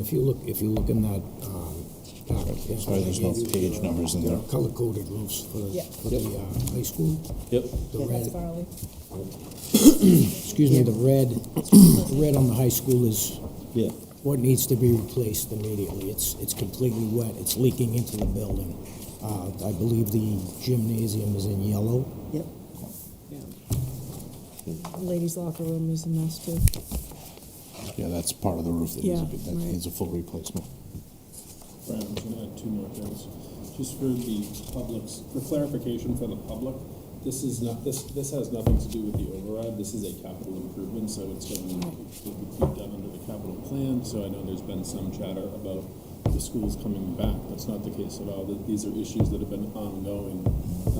And with the high school, a couple things. The most critical area is an area that was supposed to be a patio when the school was designed, and the patio was never built for safety reasons or something like that. And then also when the school was built, there were cuts made to the school for ventilation and air conditioning that have then been retrofitted into the building. So instead of paying at 70% reimbursement, the chair of the building committee at that time cut things out, which then had to be added over time because our science labs were operating like 100 degrees during the summer. So in order to retrofit the air conditioning that the then chair of the building committee cut, we had to place things on roofs, which then cuts up the roof, which causes it to fail a little bit sooner, but it's gotten a good life out of it. It's not like this roof is failing too much sooner than it would have been. So. Yep. Questions? Anybody else? Lauren?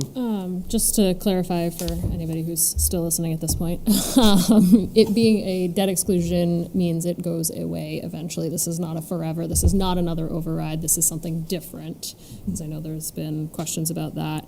And then I know you guys have explored these other options, but could you go into just a little bit of detail about the other funding options that you've looked into?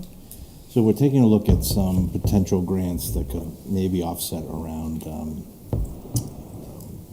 energy efficiency grants that are out there. So Dave has started to take a look at some of those.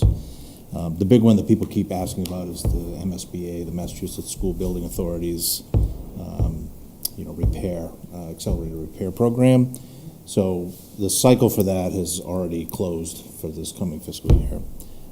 We went through that process with the Mulready roof a few years ago and discovered through that process, because Hudson's a community that gets about a 50% reimbursement. So that accelerated repair program is not quite as advantageous for communities that are in the 50% range as they are, say, for more urban communities that might get a 75% or higher reimbursement. We learned that through the Mulready roof because it ended up costing exactly the same as it would have without the MSBA and took twice as long. Yeah. So obviously when the state is giving you reimbursement, they add layers of bureaucracy and red tape, and that's what stretches it out. So if we explored that option, I don't think it would save the town money. I'm actually afraid that it would cost more because we might not be in a situation where we could, say, refurbish the Farley roof by the time that process goes through. And we would probably be talking about 2028 by the time that all gets approved and rolled forward and we have the architect in place and we do all the things that the state's asking us to do. So we did look into that to see if that would be something that would be worth it. Having the experience be what it was at Mulready, we weren't too enthusiastic or hopeful that it was going to be really feasible for us. But again, if we go with this route, then I think that it ultimately would save the community money and allows it to get done in a quicker fashion. So I know you said that you did infrared evaluation. Have you had a company come in to look at this also? Yeah, right. Yeah, we're working with Garland Industries. Okay. Yep. We had the company came in. Excuse me. The company came in and they did infrared scans of both the buildings, and I believe in there you'll see pictures of the hot spots. Yeah, I did. Yes. Yeah. They did a lot of photographs, a lot of infrared scan images. You can see exactly where it's hot and where it's not. It's a pretty amazing technology. So that's pretty comprehensive. I mean, I know.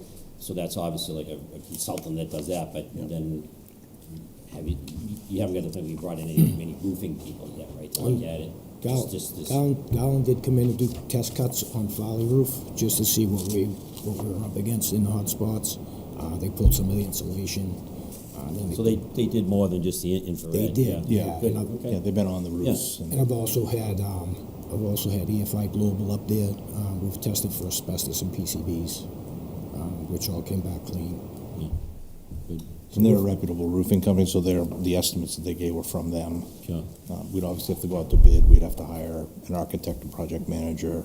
Right. Again, if it is approved this way and they're bundled, we can have one project manager with ideally one architect. That was going to be my next question. I was assuming you were going to do both at the same time. Right. That would be the hope. Right. Okay. Yeah, and I like the idea, obviously, of the refurbishing now, because I mean, every year this stuff, construction materials, just keeps going crazy. So yeah. With the refurbisher, you get a 20-year warranty. Right. Well, that's with great. New roof, you only get. But you're also preventing a lot of other damage too. Yes. Right? That's what happens from water infiltration. And the Mulready's recently done. There's a big section of Farley, the addition that was put on, which has a pitched roof. You can see it from the street. That was done a few years ago. So we're talking about just the flat sections of Farley. The high school, of course, being over 20 years old. Quinn's only 12, 13 years old, so we got some time on that roof left. The next one that would on the radar a few years down the road that we'd have to look at would be Forest Ave, but we haven't even started to, we're a few years away from even having to worry about that roof right now. Could I add a comment, just a quick comment about timeline here? If this is the direction the board would like to go, and we hope that it is, with the debt exclusion, I'll be preparing a question for the select board to review, to place on the ballot. It needs to be submitted to the town clerk. I think it's 35 days before the election, so we have a little bit of time. But I'll have it for the board either on the 23rd or March 9th. And then the town meeting warrant will contain a borrowing authorization, a two-thirds vote. We'll need a two-thirds vote to pass. And then the second hurdle will be the question at the ballot. And we would then borrow the amount needed, and the school department could then begin the work as they want to time these. They could begin right away in the spring. And it would likely be a 10-year term, we'd think. 10 or 15. 10 or 15, depending on what the rates are and how cheap it is and so on and so forth. But, obviously, the sooner we pay it off, the better off we'll be. Right. And I'll come up with a tax impact figure that will be helpful to the residents to know how this will impact their taxes over the life of the term. So. With that, through you, Mr. Chair, would you be able to also maybe zero in on if there are any that are coming to be ending soon or something like that, just to kind of take those both into. Yeah, thank you. Chairman, I just have one clarifying question. I think I know the answer to this, but for both the high school roof and the Farley roof, you're not replacing either one entirely, right? There's sections of the high school roof that would be replaced, but not the entirety of it. And Farley would be refurbished completely. Okay, gotcha. Because an entire replacement would be far more expensive. It would, yeah. Almost more than double at Farley to do the replacement. All right, all those in favor? And it passes 5-0. Thank you, gentlemen. Thank you. Sorry for the long wait. Actually pays to go last. It makes it easier. I just smashed them around. Thanks, Tom. All right, citizens issues, we have none. Board topics, Lauren? None. Steve? All set. Judy? None at this time. Diane?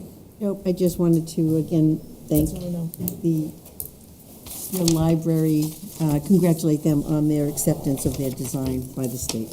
I have none at this time. Correspondence be noted by the clerk, Mr. Sharp. We have two pieces of correspondence, one from Ryan Viss, dated January 23rd of 26, talking about concerns about the audit committee, which we did pass tonight. The second is dated January 29th from Alicia Smith regarding her request for a municipal cost analysis related to the BP trucking proposed expansion. And I know she did ask me to read the entire letter. It's a page and a half, but let me just summarize that she's asking the town to do some sort of extensive assessment of the current and long-term costs associated to the town for the transfer station operations and expansion. She wants it to include road and bridge infrastructure costs, public health impacts, DPW operational impacts, public safety and emergency services costs, safety and crash-related costs, environmental risk and downstream exposure, and residential property value impacts. And again, she did ask me to read the entire thing. For those interested in reading the entire document, it is on our website. That's it, Mr. Chairman. All right, so is a motion to accept? Motion to accept. Second. Second. All those in favor? And it passes 5-0. No executive session, so I'll entertain a motion to adjourn. We're adjourned. Motion to adjourn. Okay, fine, good. And I was gonna say no if somebody said no. I can't deal with it. No wonder why I haven't been able to roll. I'm on